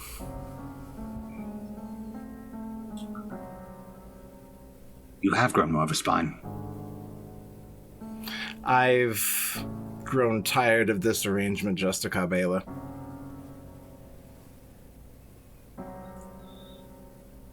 Finish the job.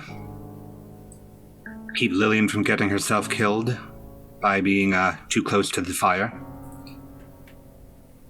Keep that Malkavian friend of yours from making the fire bigger.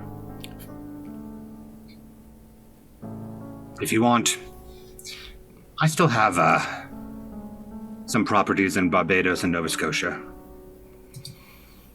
If you'd like to be particularly far away from this arrangement.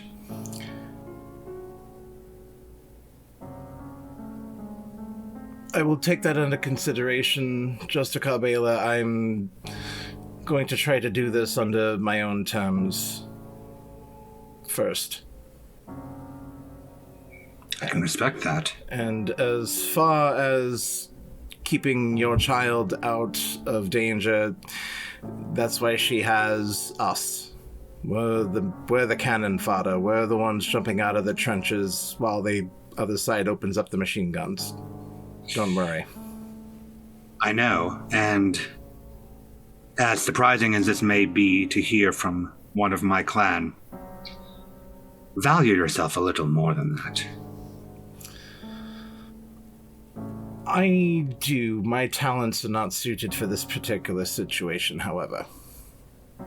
I see where my weaknesses lie, and I know that I am outclassed and outmatched. Right now. Mr. Williams, you are a journalist. You shape the situation. Exactly. Then do it. I'm working on that.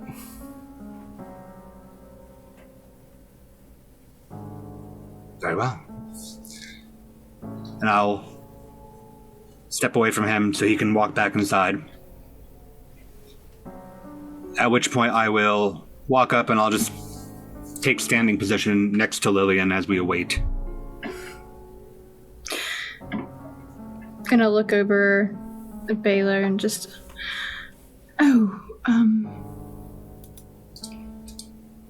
three small points of order I might have forgot to mention. The first being, I realize I should clarify the name on the paper. It's better to keep safe, secure, but out of reach. And as for the second small circumstance that I might have forgotten to mention, she's just gonna get a big smile on her face. I might have offered you up to Regina Bollingsworth. Did you now? I offered. She hasn't decided whether she is taking it or not. Thought you might have a bit of fun with that. Playing many sides, I see. I can only expect what I know to be true. Had she taken the bait, she would have come straight for you. That would have ended poorly. The question is, for who? I suppose we'll have to see. What's the third? Oh, yes, right. She's aware of Mithras' lover. Is she? Indeed.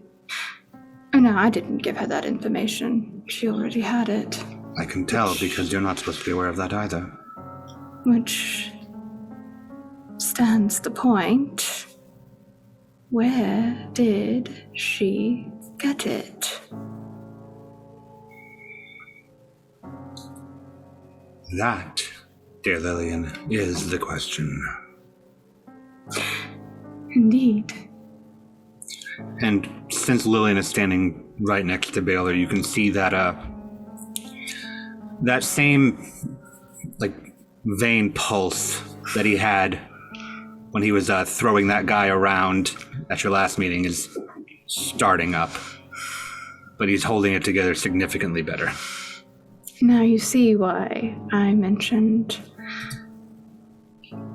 finding more information to be of such importance. Too right. It's the problem with you Justicars and the others. So quick to jump to action, so quick to cut the head off the snake before wondering if another's just gonna grow in its place. It's the breaths in between the snakes that makes it worth it. Perhaps.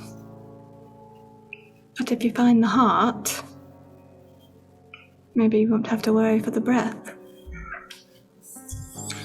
Don't underestimate the monster, Lillian. No, I never do. I expect all the worst things.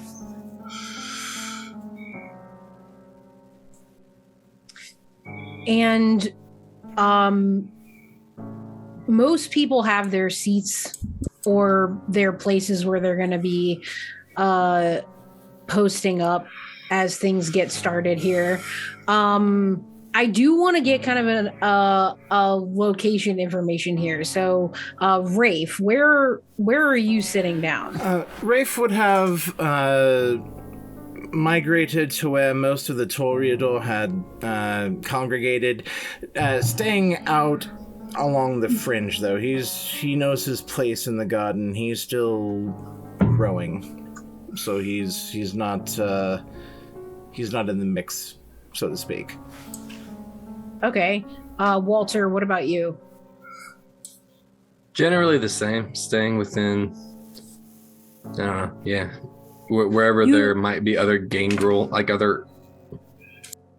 Yeah, you spot, once people start coming in, you do spot Odie because he's just this giant, he's heads above most of the people and is full of all these, tattoos, kind of like the ones that Myron has, like sailor tattoos.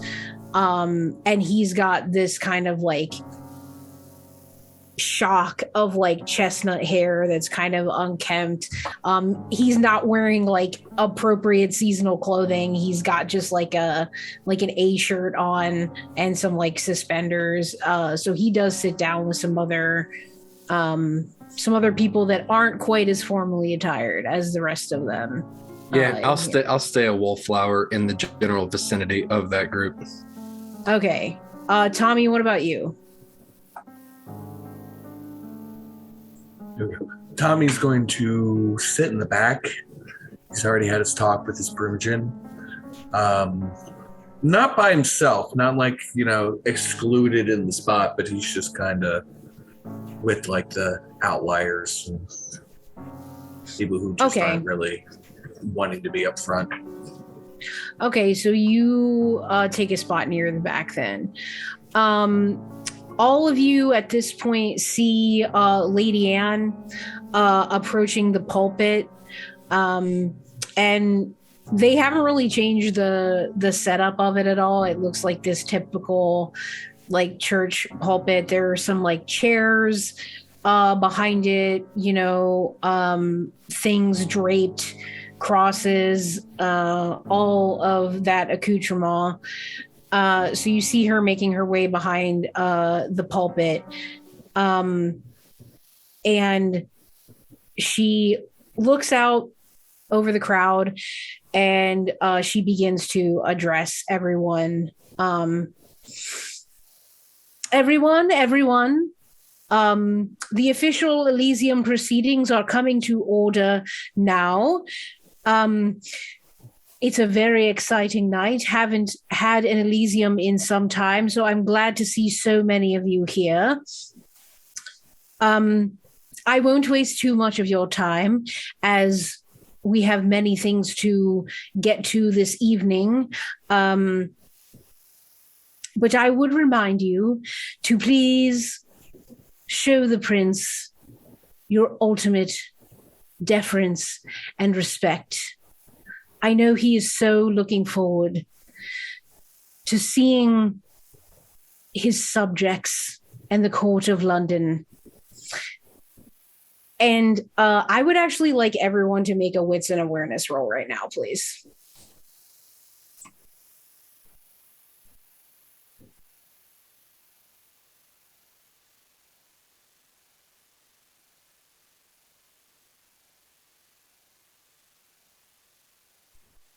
Okay, we got 4 for Baylor, 1 for Walter, 3 for Tommy, 2 for, and 5 for Lillian.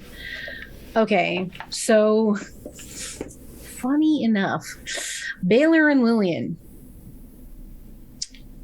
Baylor, I don't know actually how much information you've received about her appearance, but Lillian, you see in the middle of one of the pews 2 people sitting there. One of them is Regina Bollingsworth, and one is another man who is reedy and has this greasy hanging black hair, extremely pale, but in a very nice tailored suit. For me, I imagine it's just I see 2 people that I don't recognize here. Correct. In a pointed way. Yeah. And then from almost emerging from behind this row of chairs and pulpit is a brown-skinned man appearing in his mid-20s, shoulder-length dark curly hair, a broad but also sharp face, dark deep eyes. His raiment is dark brown, definitely not of the time. Lots of kind of straps and belts. There's golden thread woven through some of his accessories and clothes. It's punctuated with these different accents of gold. And you can feel, all of you, this hush settle in. Because maybe while Anne was talking, you heard a whisper or two if you were listening closely, but now it's silent.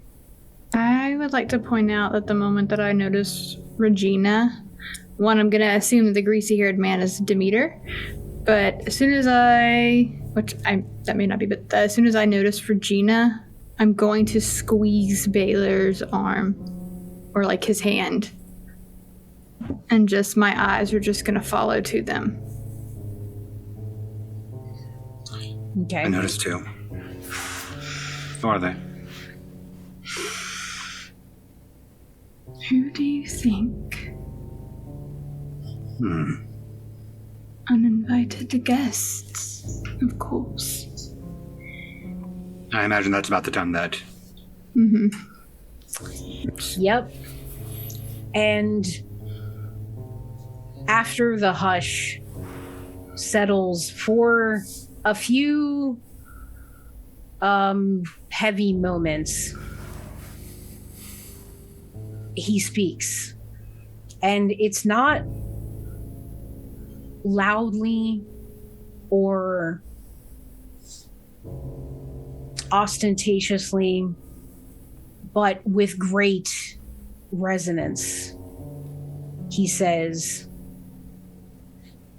I am your god, bringer of light. Bow before me or die. And the minute he says that, you see everyone bowing. Some people kneel down. Some people completely disappear behind the pew as they bow so low that maybe their noses almost hit the floor, folding in half. And he lets his eyes sweep the crowd. As soon as I notice everybody doing it, I follow suit. I'm not going to be the one guy that gets volunteered by everybody stepping back. Okay. So he then starts speaking in a measured tone. Raise your eyes.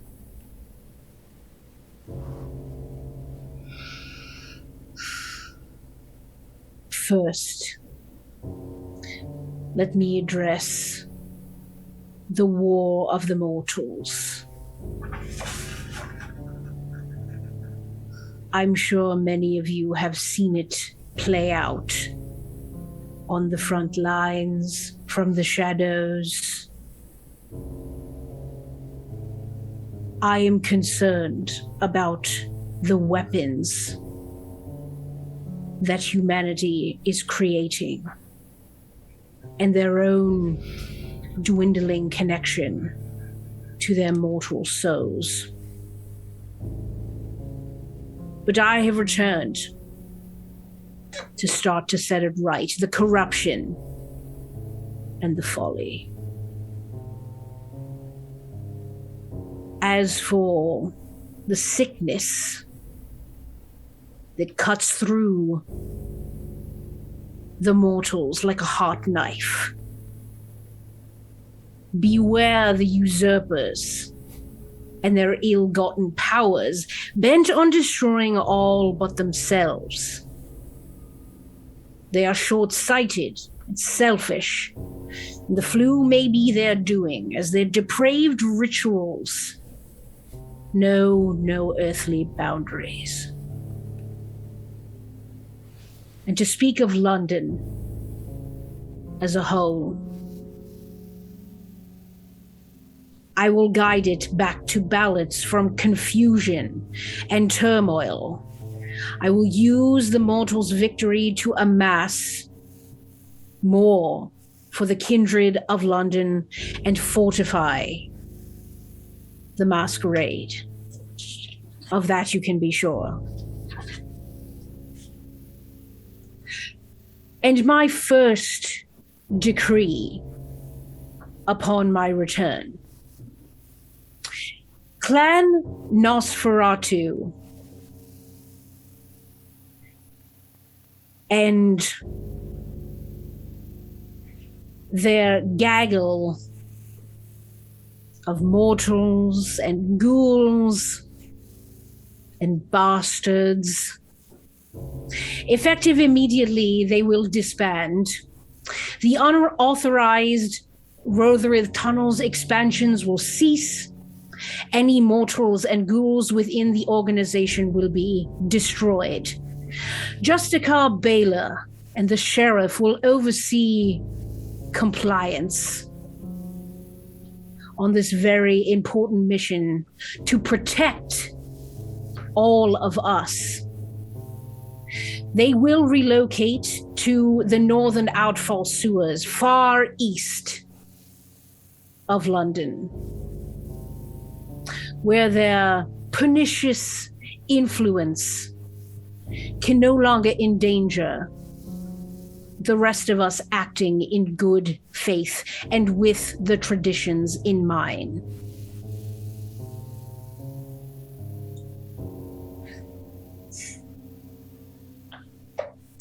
but I am here.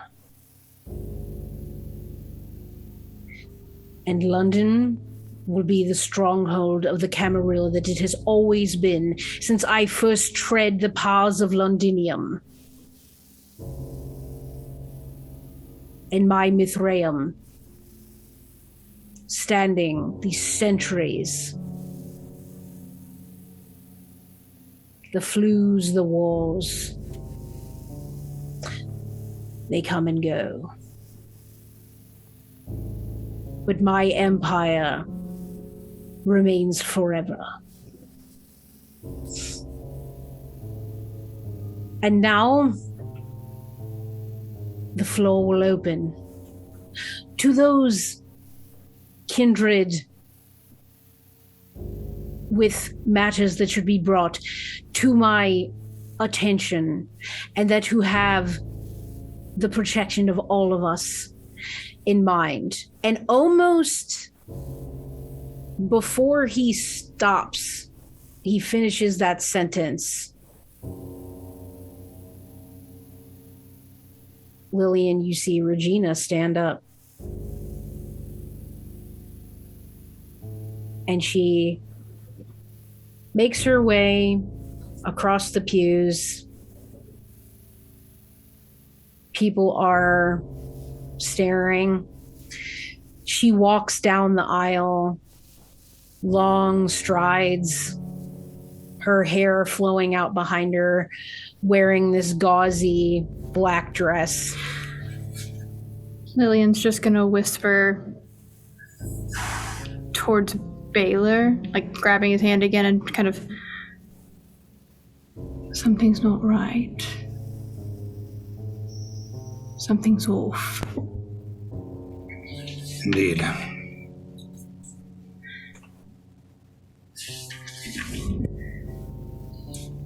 Okay.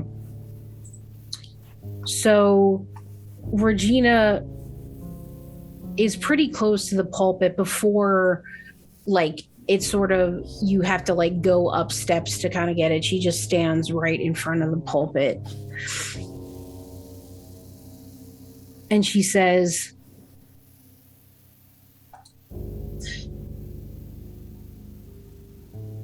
I am the sole remaining member of the Covenant Shadows. And I bring you a message. The Keeper of Elysium, Lady Ophelia Merritt,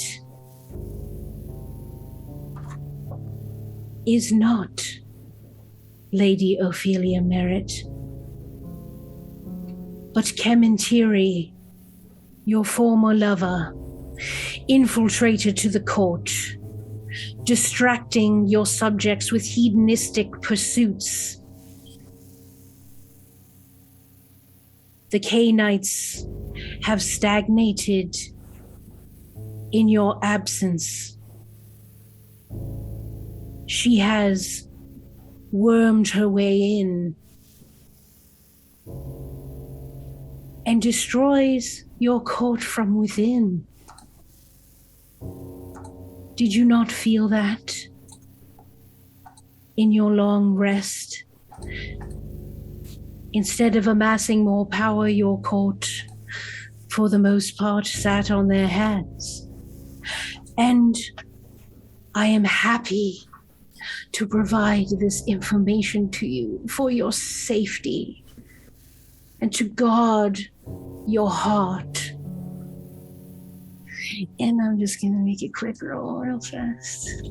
I am holding tight to Baylor's hand because I can just tell he's like wanting to like act, and I'm just like, not now.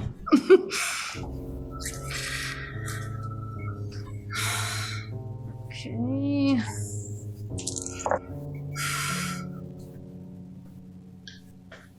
So all of you see Mithras's eyes burn wide open on his face, the whites in contrast to this dark brown raiment. And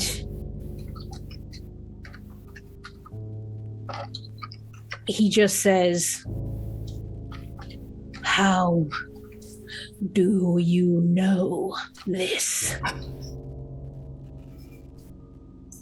And she says, "Clan Nosferatu, of course. And their festering gang in the sewer and the tunnels."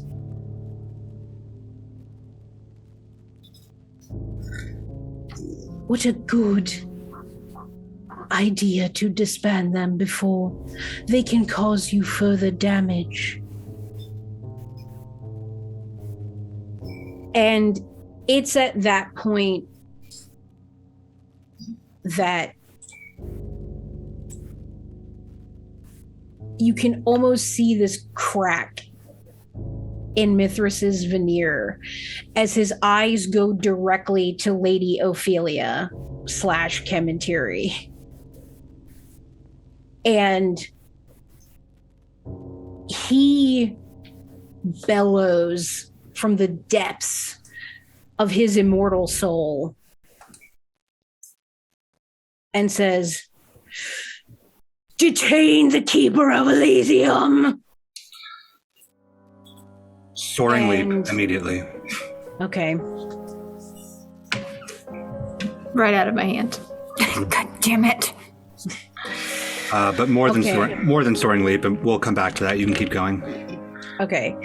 So once he says that, Regina just turns on her heel and starts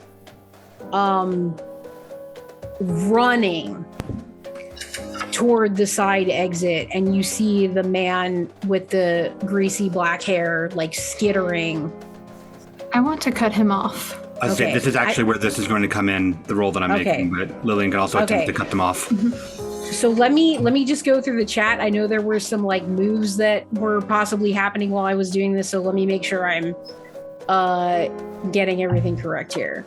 So Rafe, you were extricating yourself from the little Toreador group and heading towards Walter. Yes. Mm-hmm. Okay. And Baylor soaring leaped. You soaring leaped to... How where? close were Regina and Kementiri to each other at that point?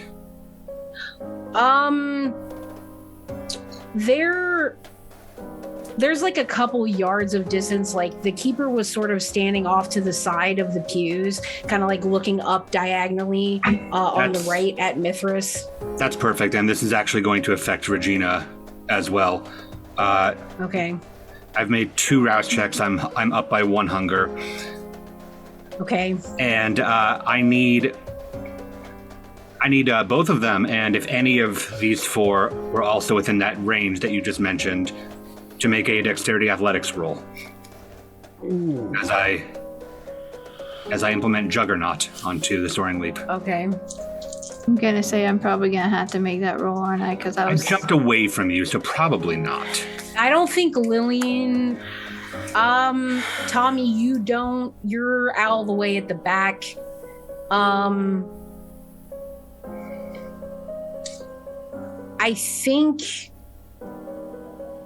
I think Walter and Rafe are gonna have to, though. say I was heading to the greasy-haired guy, so... So yeah, you were going further away from me. Okay. Okay, So what do we got? What do we got now? Dexterity athletics. Perfect. Okay. Does my rapid reflexes figure into this storyteller?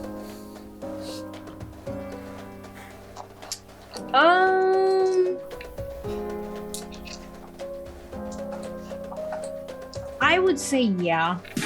Okay.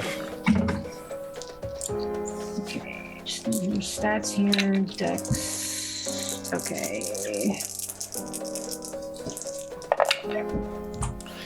2. Man, my rolls are... Okay, so Regina Bollingsworth just straight up failed. and Ophelia got 2. Okay.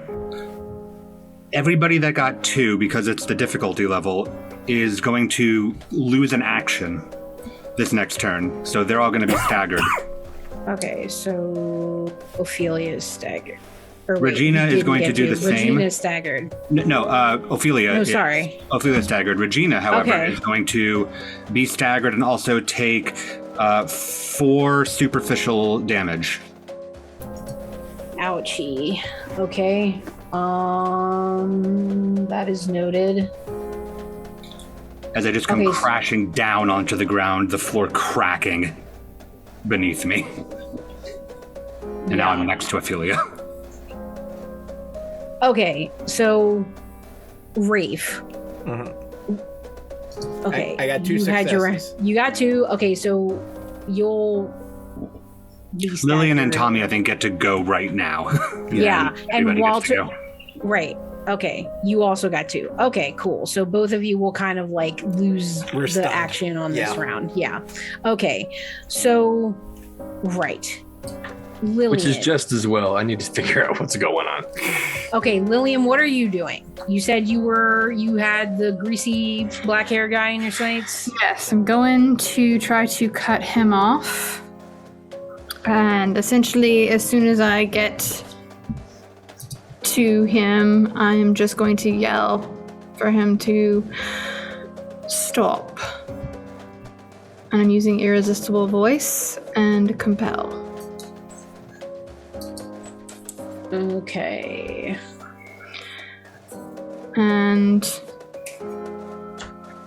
So I'm still walking towards him as I say that, as well, and I will have more to say once I make these rolls. 1 second. you're fine. I'm looking up a couple of things, so you're fine. I'm also going to assume that there are other random kindred that were in that various vicinity that are all hitting the floor from Totally. the act. We don't have to roll for Yeah. everybody. No, Yeah, no. fuck them. No, they're all I would say, half are taking damage, half are stunned in the way that you said. Okay, so did you roll your charisma and dominate there? I am right now. Hold on. Okay. That's fine. I'm getting it. And I'm gonna. Yeah, there's that. And then I get. Okay. Oh, shit.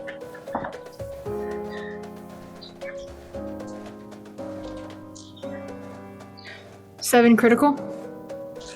Okay.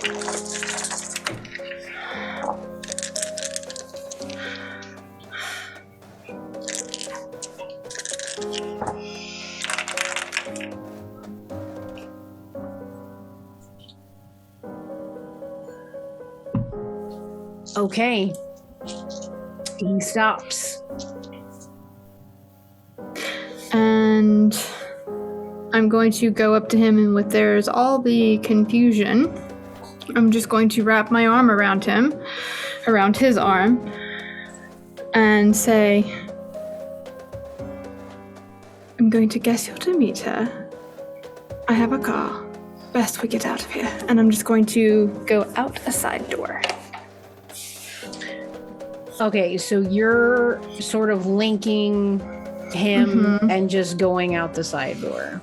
I'm assuming that everybody is currently focused on that, which is a perfect time for me to out. Yeah. Okay, so that will begin. You will, because you compelled, and then he was compelled, and then the next thing is you'll kind of start walking out. Tommy, what are you doing?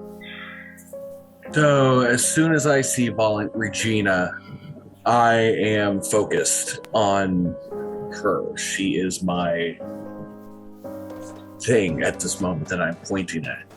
Okay. Once Justicar takes off, I'm going to make a beeline on the pews with my cat's grace and straight line it to get on top of Bollingsworth. As soon as I can get her face to look at me, terminal decree. Okay, well, hold on now. I know. We can There's a only lot do going so on. many I actions understand. per turn here. I understand. This is the walking of what we're doing. You'll definitely so- get to her because I knocked her off her feet. Right.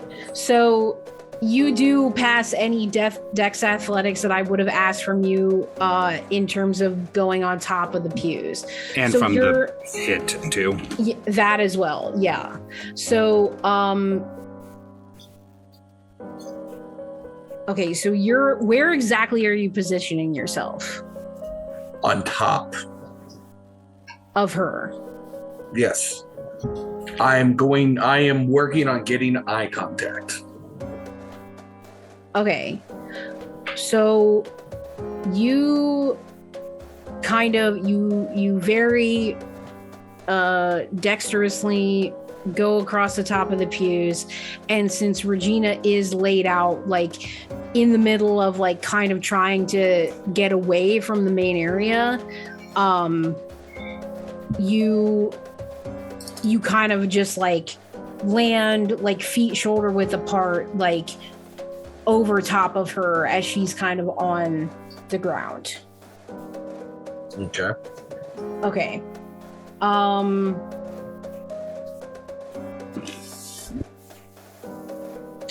I'm trying to think of like what constitutes like an action. Is that like all you can do if there's like you can continue to act based on, because it's like you used Cat's Grace, so we'll say that's your turn. You were able to, because you were all the way in the back, you were able to avoid the Juggernaut situation, and then you positioned yourself where you would like to be. On top of her. Okay. So now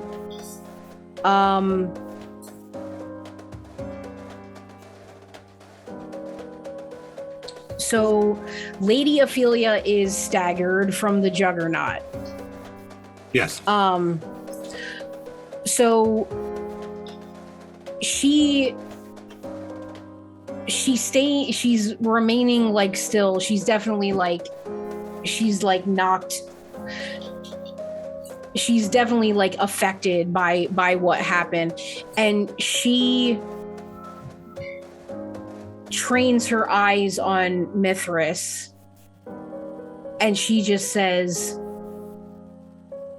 looking like deep like sorrow in her eyes, she says, "We are not gods, no matter what we tell ourselves. It is a lesson we can only learn in pain. There is no Godhead. The heart of the universe is empty."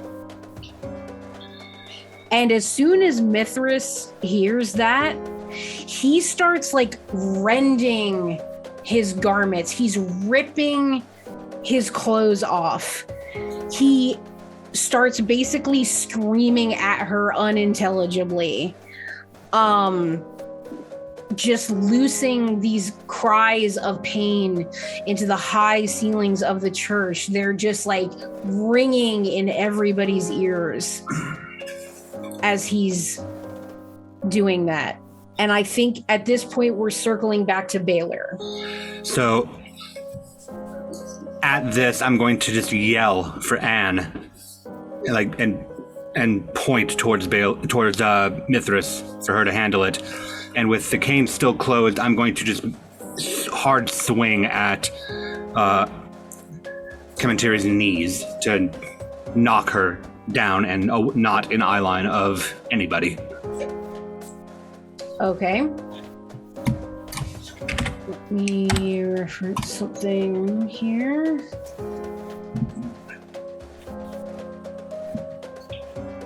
With your cane? Yes. Cool.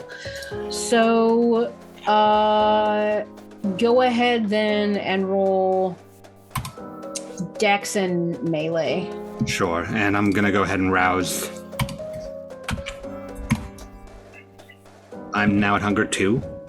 Okay. And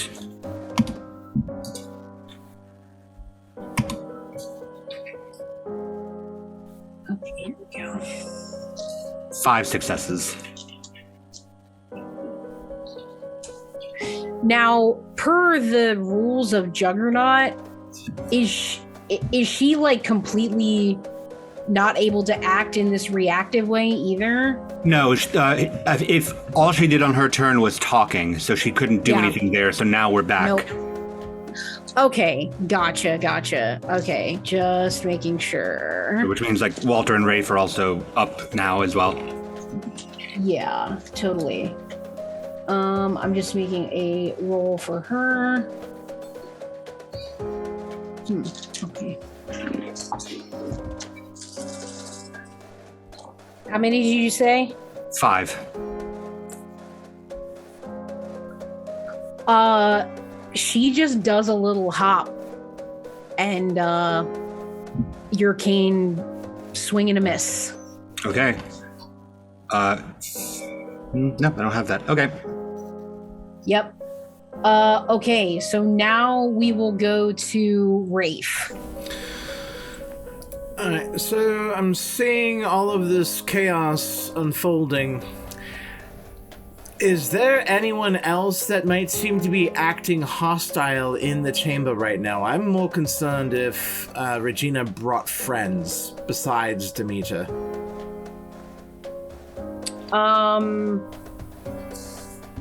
So you take a look over the crowd. You see some people like straight up like on the floor or like against a cracked pew, and like some of them look in pretty bad shape. Some people are still kind of just like stunned, and then some people are literally just leaving. They're just front, side, exits. They're just funneling out. There's pushing and shoving. There's yelling. A lot of the groups, like the clan groups, like some of them have stayed together. Some of them have kind of come apart. But you don't see anyone like trying to make a move against the prince or any of the like other officers. Any of the other people. You don't see anyone else acting hostily. Okay. I'm going to go. I'm going to try to close the distance to.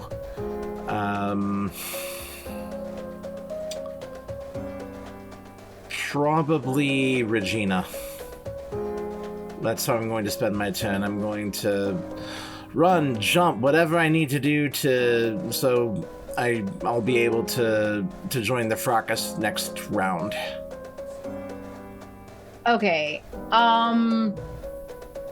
And I think that we're still enough at like the beginning of the chaos that I don't think you need to like roll to see if you can successfully get over there. Like you can weave, nobody's looking at you.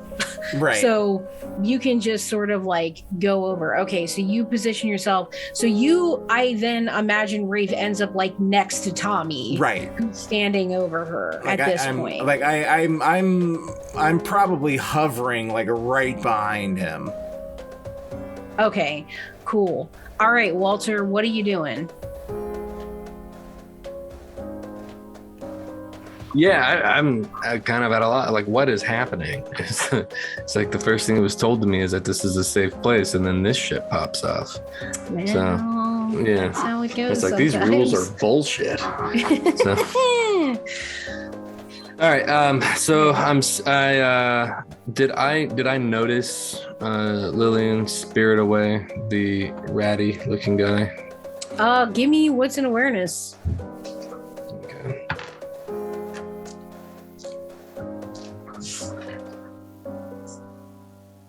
I got a 1. Maybe not. You did not. Yeah. Unfortunately, there's just too much going on. All right, but I do see. Did I see Baylor drop the hammer? Everybody did. Okay. Oh yeah. But I knew it was did. you. I didn't just get blindsided by like. No. Oh, shit. No. Everybody saw me go straight up and down. Yeah. Okay. Yeah. Like, and there's no like. There's not really anywhere to conceal yourself here too much. I mean, you got the pews, but it's just this big open church. You know what I'm saying? Yeah. The man in the Okay. back said everyone attack. All right. Yeah, I'm gonna follow Rafe. Like, I really don't know. It's like I don't really have much love or loyalty toward any of these people. It's some sort of fight, but it's like whatever, whoever my guys are fighting, that's who I'm punching. Okay, so then you also, from where you were, are making your way towards Regina, and Probably not as graceful as Rafe, but maybe not, but similarly, no one's eyes are on you. So as long as you kind of just push your way through. However, as soon as you start like on your move, Odie is like, "Oi, what are you doing? We should just get out of here. Like, come, what are you doing?" it's like, To the woods, brother. To the woods. so who the fuck are you? I'm your primogen. You all right. cunt. All right, yeah. God damn, what the fuck? Okay, so but you continue toward Regina. Like I'm sorry. Yeah, I'm What are you genuinely. doing? Yeah, I don't know. I was like, God damn. I don't know you. Yeah, I'm gonna have to follow Rafe. I don't know what to do. I just imagine Yeah. Walter like, Yeah, yeah. I'm just like, but I don't Okay. know you. It's yeah. It's up to you how you react to that, but that is what he was doing. That okay. So you continue towards Regina. Okay. I'll have to deal with the consequences later, but whatever. Indeed. Okay, so now we're back around to Lillian. Lillian is she's leaving with this person, and as soon as getting out the door, she's just going to say, I have a car. Best we get you to safety. You are Demeter, correct? I'm sure I wasn't mistaken on that. And As we're walking. yeah, he doesn't look at you. He has his eyes trained ahead. And he just says, "Yes, I am Demeter." And 1 second, if you will. No.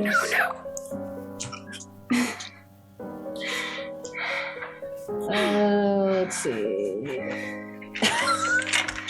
What a joke. Oh, God. All right.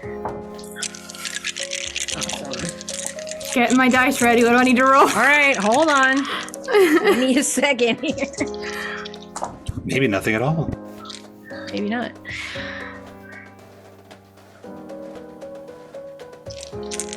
He breaks out of your grasp. And I'm gonna just do. And you see his hands morph into hooks of bone and cartilage. And he'll take kind of like he'll like kind of leap backward. Again. Compel. Stop.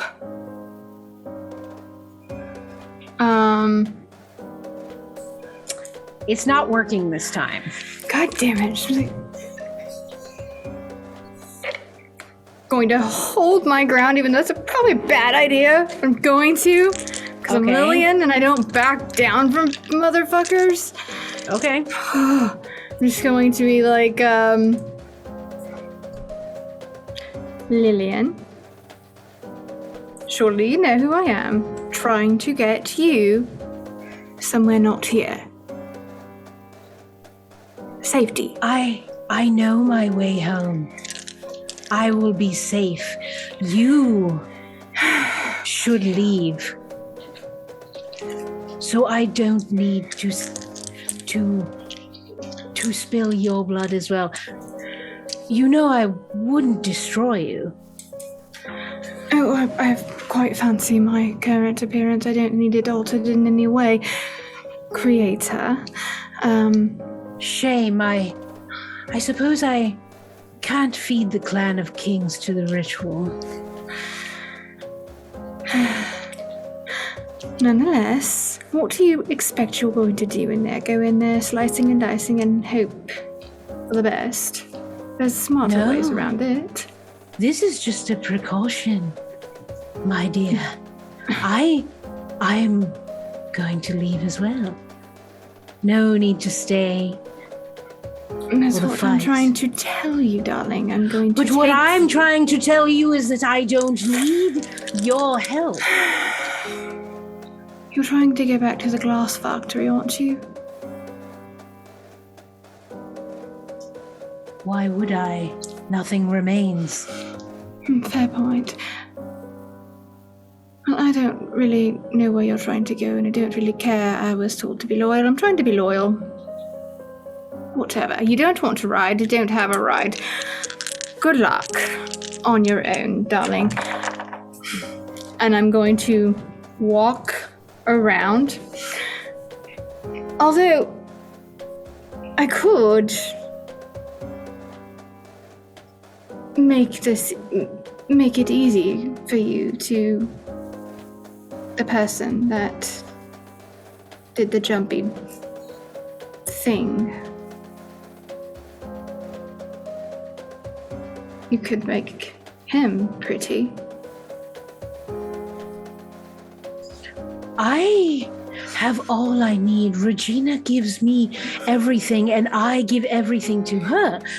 I want for nothing. There is nothing that you can give me. There is no currency you can place in my hand. There is no favor that you can do. Regina is mine, and I am Regina. We are one. And how are you going to get her back? He has her now, darling. How do you expect to get her back? What? You underestimate her. I think you underestimate him a bit. Him, I know very well, and he is nothing if not persistent and arrogant and quite annoying. To say I have a score to settle would be a little bit of an understatement, but nonetheless, he has her now. And he runs off into the woods. Pity. And he is gone. So we are back to Tommy inside the church. Yep. Tommy is in a situation, I guess. Now I feel strong about this. Okay. Which way is she facing? Can I make eye contact?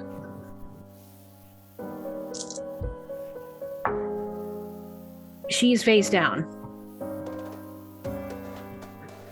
Instead of trying to roll her and give her possible control in the situation, I'm going to... Does she have bangs? No. I'm going to grab her forehead and twist it as I look down to get looking at her eyes. And her eyes look like they're bright, smiling. Now she looks physically like there's been some damage. Her torso has like a weird dent in it. She's got like an abrasion on the side of her face. There's skin scraped off like all on her arm. So you kind of grab her head to turn her head to face you. Is that right? Yes. Okay. And as soon as I make eye contact, I will be performing Terminal Decree.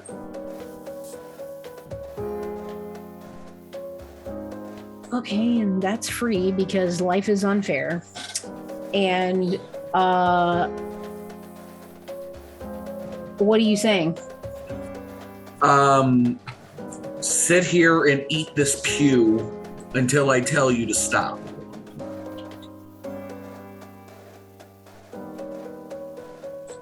Okay. 1 second.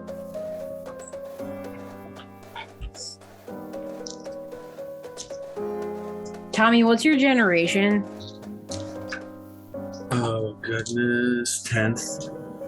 Okay.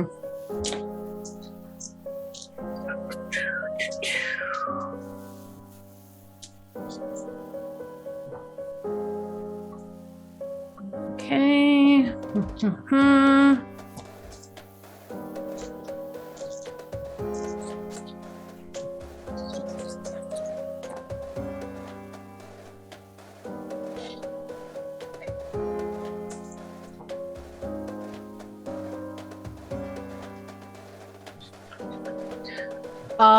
She splits blood in your face. Ooh. And makes no further move. She doesn't like struggle or like try to like necessarily get out of this like pin down and like way you've kind of grasped her, but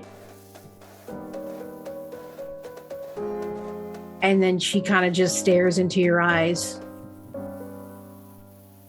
I'm just gonna stay there until. If that's what it takes to make her stay still, then that's what it takes to make her stay still. I don't give a I don't care. Okay. As long as she's that's there. That cool. That's your turn then. Okay.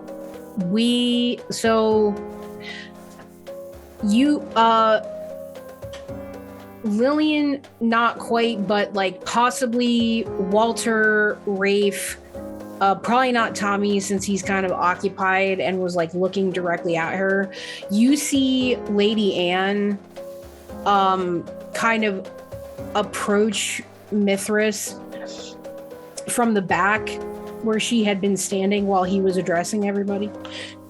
And you can see her like eyes wide, like taking his shoulders and like whispering in his ear and just like frantically, and the prince like he'll like scream and growl, but she's like almost now like pulling on him like lightly, like come on, like we gotta leave, like we gotta go. And he's just not moving, and there's no way that she can move him. She whispers in his ear once again, and then the prince leaps forward out from behind the pulpit, not toward Kementiri though, all the way at the back of the church, kind of where Tommy was at the beginning, but like in the last pews.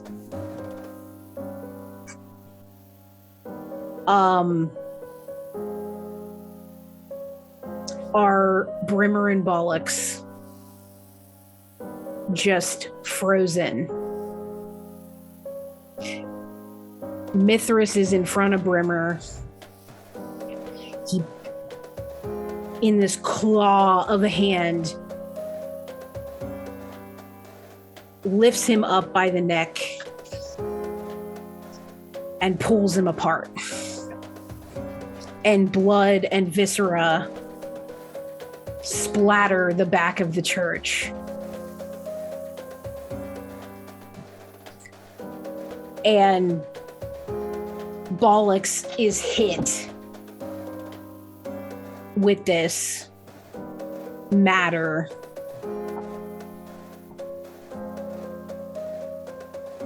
And he just starts like babbling, and you can't hear him. none of you can hear him, but you can see Bollock's like frantically gesturing and like just this blood on his face. He's shaking and just like and if I can make a beeline and start heading towards Bollocks. You'll have to wait your turn. Yeah, I'm cool with that. But Okay. I understand your intention, though.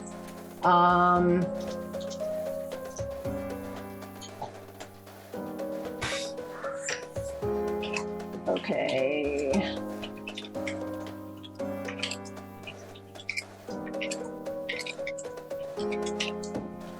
Oh, these are all weird. They're weird. It's fine.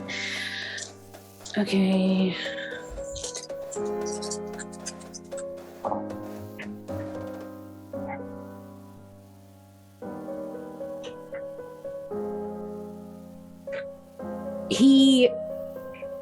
Prince Mithras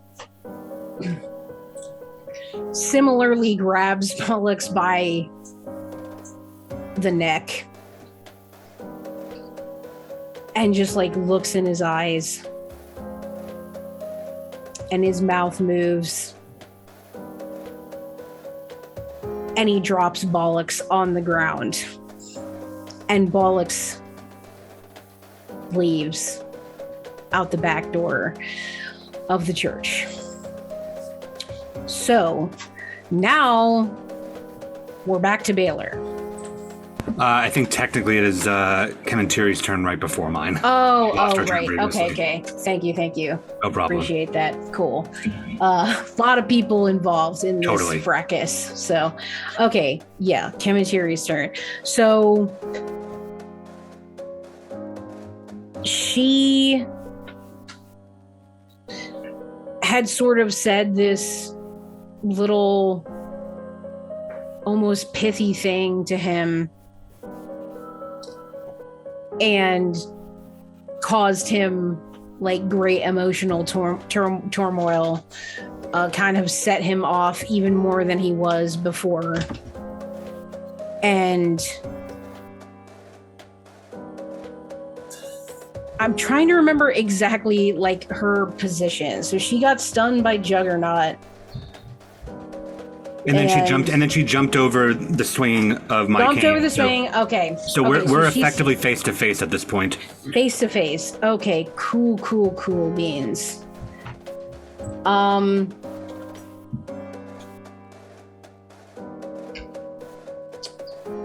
She is also going to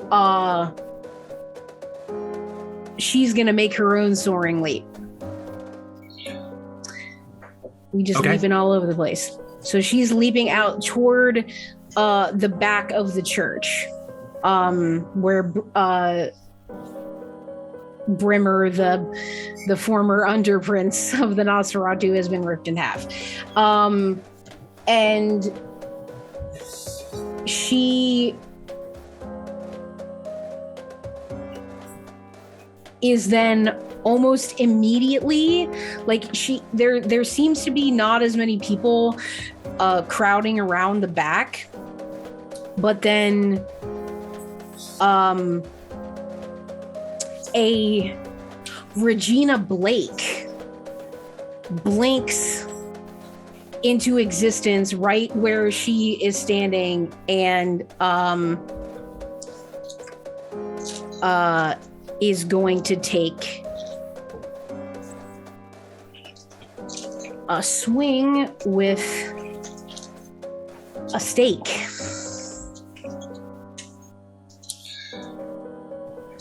For clarification, did you say a Regina Blake or the Regina Blake that Sorry, the Regina Blake, the Toreador Primogen. Okay, gotcha. Yeah, I know they're both named Regina. That was not intentional. Making sure I understood the situation. Yeah.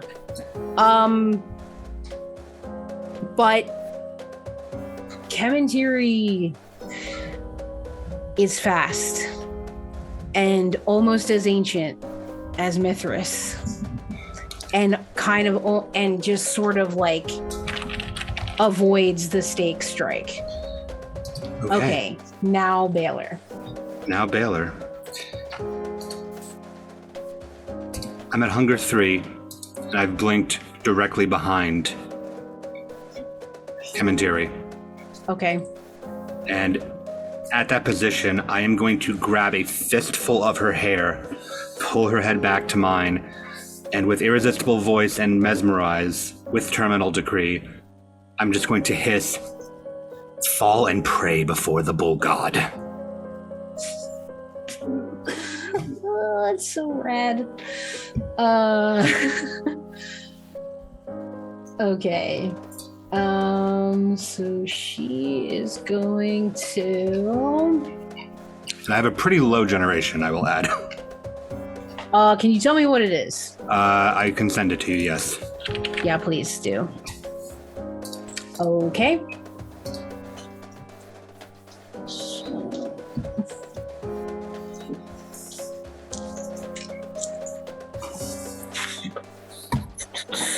Okay. So let me roll 2. Yep. I'm in here.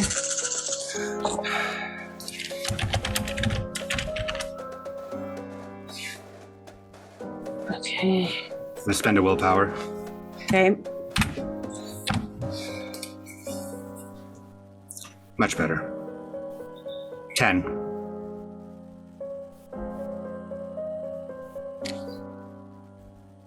You see tears of blood come down her face as her shaking body falls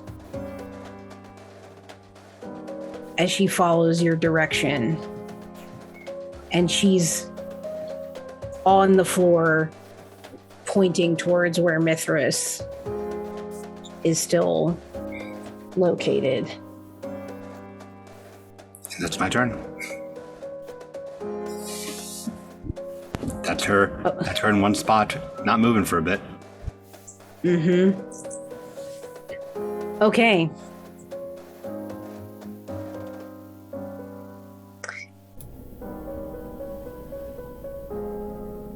Rafe. Mm-hmm. You were standing behind Tommy. And I've just seen her refuse whatever mental powers Tommy just tried wielding. Rafe's not built for this kind of work. I'm assuming because of Juggernaut that there should be plenty of splintered pews around. Correct? Definitely. I'm going to spend my turn finding a suitable sturdy splinter and handing it to Walter. And I'm going to tell him we're outmatched. Everyone else is busy. Just make her stop moving. I shove the stake at Walter. All right, Walter, you got the stake. What are you doing? What is the state? So Bollocks has already left the building. Mithras does he appear calmer over there? Like, I'm not gonna go run after him. Yeah, that's fucking crazy. I don't know if I would say he appears calmer. I mean, he's not like. I'm trying to keep an eye on him. Where is his murderous rampage going to go next? It's in the back of the church because that's Okay. where he was, and he attacked Brimmer, and then Bollocks. You could probably see if you looked over there, like talking, and then Mithras kind of pulling him up again by his neck, saying something, and then Bollocks leaving. Okay. I mean, yeah, I've got the stake in my hand and Regina in front of me, right? Yup. All right, so fuck it, let's do it. Okay. Give me Dex and Athletics, please. Or sorry, Dex and Athletics? Melee. My bad. Dex and Melee. Would it not be strength? I mean, you have to, with a stake, Sure, you gotta yeah. do it in the right area, so it's Got it. not just a pure strength thing. Yeah. Okay. Yeah. Shit.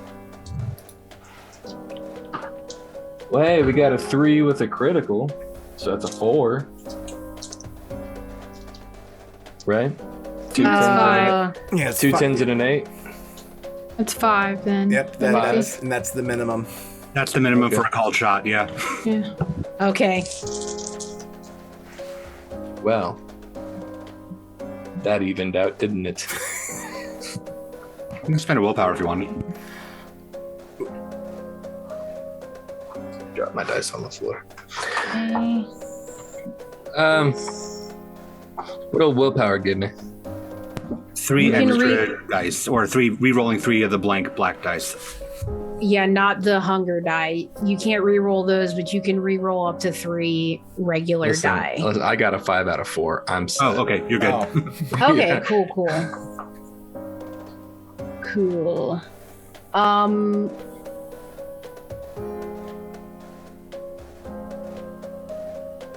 You stake Regina Bollingsworth.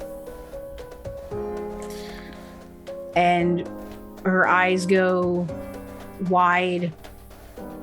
Her jaw goes slack. And she pretty much stops moving. When that happens, storyteller, if at all possible, I would like to try to interject. I would like to briefly point out the fact that we have a raging elder in the back. We have our target. We need to get We need to get her out of here. Yes. Yeah, that is what I would like to impart upon Walter: the need to get the fuck out of the church. Yeah, you can in this like real time moment, you can have said that to him. Be Yeah. like, we need to leave. You see Walter shell shocked with a slight frown on his face. This is not what I thought this was going to be. Have I made it back inside yet? You have indeed. What are you doing?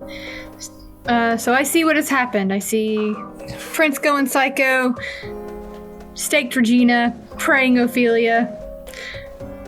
Where's Baylor? Right behind Ophelia as she's on the ground.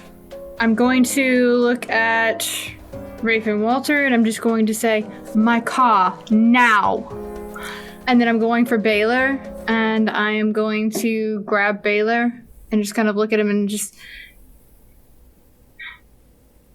I told you things were wrong. This just played exactly how she wanted it to do. I'm gonna look past her at Walter with the stake plunged into her. Just go. Did it. You did. Because you didn't see all the pieces. You now have an entire army of Nosferatu ready to destroy you. And her creator likely going to get the rest of her flying friends and whoever else she has stashed. And I'll name the direction that he went. Zamitsi, if I'm not mistaken. Well then, are you going to get after him or should I?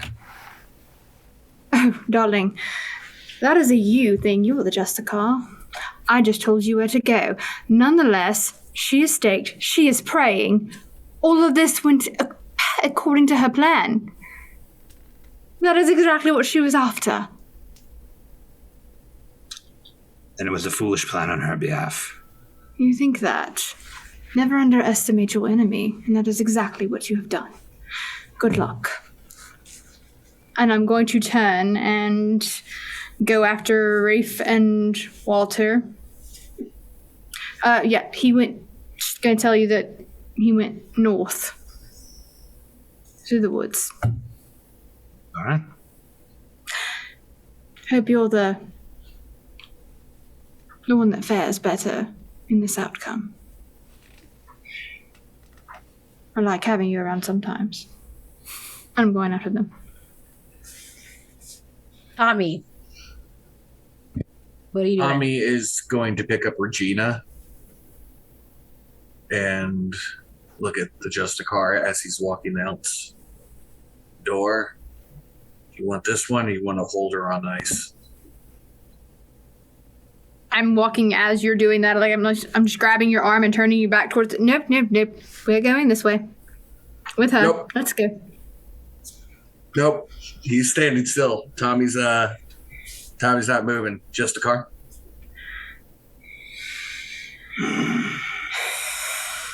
Storyteller, what does Baylor want here? Does he care about having the body, or is she handled? I think that he believes that she's handled. You've got Kementiri, who to you represents the greater threat at this point. So you're kind of just like, small potatoes. Seems like this is a good way to have the last of Regina's stuff going on. So Fair. I'll consider for the span that it took for you to tell me that. yeah. And go. Yes, Jessica, what are your wishes? Take your prize. Make her disappear in your usual way, I suppose, though more discreet, if you wouldn't mind. Tommy turns around and starts walking away from the crew. I'll look to Walter and just nod. Good work.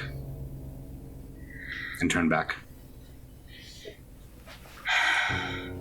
I'm going to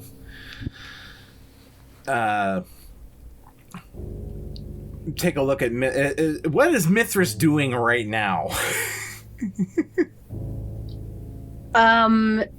He has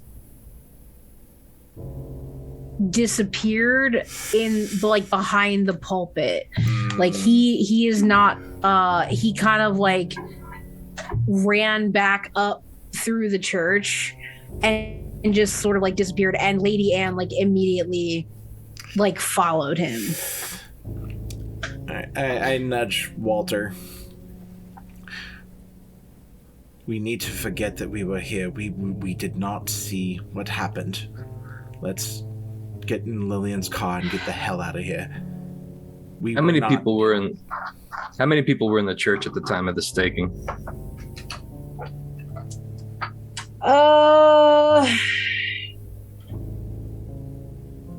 Probably like 20, 25.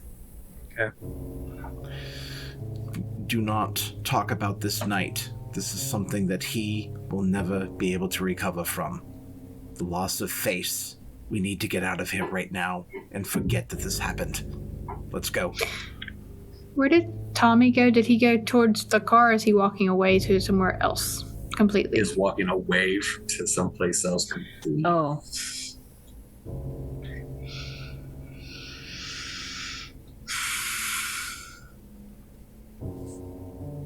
I'm going to follow Tommy. And I'm just going to... Where are you going? Away from the situation. And then I need to figure out what I'm going to do with this.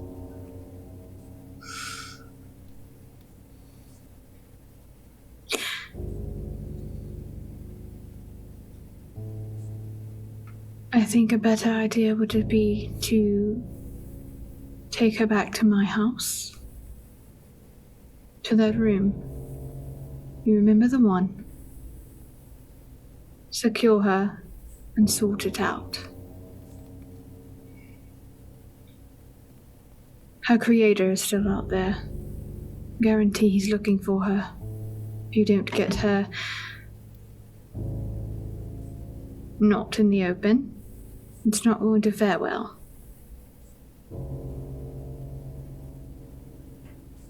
I have a place I will not be using for a while.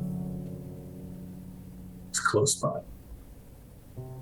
I don't want to bring any more attention to any of the Crawford estates that needs to be there. However, it will be disposed of, and by the end of the night, we will meet back up. Are you going to try to kill her, or are you going to let her go? Be honest. She's not going anywhere. If she makes it through the night. I feel like either there's more information or she's not worth my time, but she's not getting away. That's why I wanted to take her back to the estate.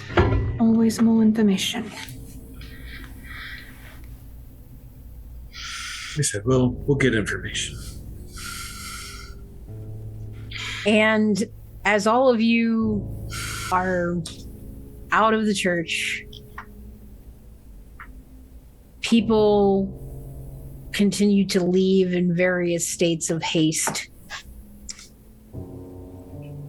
Mithras and Anne have disappeared behind the church pulpit. Baylor remains in the church to pick up the pieces. Bollocks has fled on his own. Brimmer destroyed. Kementiri takes her place among the throngs bowing to the bull god.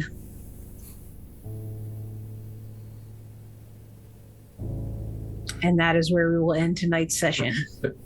Real quick, I kind of look at Rafe, and I say something to the effect of, "Am I just a pistol to be pointed?" And I get out of the car and I go look for Odie. Interesting. Okay. Fair enough. Well, I hope you all had fun tonight. Elysium is always calm and never has any issues whatsoever. There's always going to be shit going down at Elysium. Like, all those rules that they tell you about Elysium are bullshit. Walter caught on early, it seems. So it took all that to get just a look at, okay, I'll give this Elysium a try. And then it's like, fuck this. This is... Return to the woods. Yeah. Out of the city for the gangrel. So thank you everyone so much for joining us for this episode of London's Bleeding. Thank you to all of the players. Thank you so much to our special guest, Zach, for coming back as Baylor. Incredible job. So we're going to do a quick round of outros here, and everyone can tell you where they are, where you can find them, starting as always with Ben as Walter. My name is Ben. I've been playing Walter, the poorly gangrel. You can find me nowhere but Martlet. I'm a Martlet exclusive. Come back and see whatever else I'm in. So. Hi, Patrick Gill, creative director here at Martlet Games. And Ben, that's a hell of a sales pitch. I love that. Anyways, we've got just random things happening all over the place. Sarah and I worked on a book. We've got a Stars Without Number 3-parter that Zach was in. We, at the time of filming, we're getting everything kind of lined up for Darthtober. I'll let Steve talk about that. I'm definitely taking a more backseat approach here with Martlet, but big things in the works all over the place. Just keep an eye on the socials. I'm entertaining, I promise. Love you all. Good night. Hi everyone, I'm Samantha McLarty, and I have been Lillian Crawford, the ever so adored yet not at all adored. Oh, I'm not done with you yet. I know what you're planning, and it's not gonna fucking happen. It's just not. I got plans too. Love you. I do things and stuff all over the place. Adjacent, fractured, other things, I don't know. I'm just social media. Follow my socials. I post about things that I'm going to be doing when I'm doing them. Best way to keep track. I'm really, really bad at outros, but I will say thank you, Sarah. This has been fantastic. And Zach, you were always amazing. All right, that's good. Next. Hey everybody, I'm Steven Rieger, creative partner here at Bartlett Games. I've been playing Tommy, the Malkavian, and yes, he does have a plan. You'll find out. So from right now, we have two major things that I'm working on right now. First off, we have scheduled our Session 0 and Session 1 of Death Pack 2, Death to the Undead. Thought they should have died in the first one? Come see the second one and see what happens there. Should be fun. A lot of gore, a lot of blood, a lot of violence. The good stuff. Lots of art. Lots of Oh, just you wait. Second biggest thing that I'm working on right now is Darthtober, something that I decided to make. October and Halloween are the pinnacle of the year for me. So every Sunday in October, I will be hosting some kind of stream on Martlet Games. Either it be a 10 Candles game or a Mortals game or bracket to find out who's the best underground and cult icon in horror movies. Video games, board games, all the fun stuff. As you're hearing this, applications are filled. We are making decisions, and then you'll get more information once you follow Martlet Games, which you probably do already. That's all I got. Hi there. Zachary Vaudo, Justicar Baylor, Venture Justicar to the Camarilla, Sire to Lillian Crawford, Fourth Step Leo of Mithraic Mystery. My social media be over that way. I don't know when this ends or airs, but ATL by Night is on Tuesdays on twitch.tv/ATL by Night. We are in our 8th season at the time of filming. We may be in the middle of that now and maybe on to the next season with some new folks who will have to tune in to see. I'm also on Adjacent with Sam and Patrick on Level Up _TTV on Saturdays. I'm doing some other things with Vancouver by Night, as are those two we've mentioned, but that'll be announced at some point. You'll have to follow us to find out about that. Virtual HorrorCon is happening while we're filming this too, and I'm running a game called Don't Rest Your Head during that, so do check out Gehenna Gaming's YouTube for that. And beyond that, you're going to have to follow me on Twitter because I am on Martlet Games, Caring Comfort Studios, Bard's Playhouse, Gehenna Gaming. I am everywhere tabletop games are played. Awesome. Thank you so much, everyone. And thank you, Zach, once again for being here. It was a pleasure. My name is Sarah. I was your storyteller. You can find me on Twitter at MC Diabetes. I'm also a creative partner at Martlet Games. I am on Vancouver by Night Delve into Darkness, which is part of the Saturday Vampire Takeover. I believe we're going to be coming back for our 4th season. We should be, I believe, in swing of that by the time this airs. Other than that, I'm focusing some more on writing and editing these days. I'm very proud of the book that Patrick, I, and Tyler Rose created called Bloody Awful Business, which is a supplement for Vampire the Masquerade 5th edition about the circulatory system, previously featured as lore sheets in the original V5 core book. Super proud of that. I was an editor. I wrote some narrative stuff for there. It's a great supplement, so please check that out over on Drive-Thru-RPG. Other than that, just check my socials and the Martlet socials, and you'll see what I'm in and what we're doing. Next episode is the penultimate episode of this whole entire series, so please join us as we are in the home stretch of London's Bleeding. Good night, everybody. All right.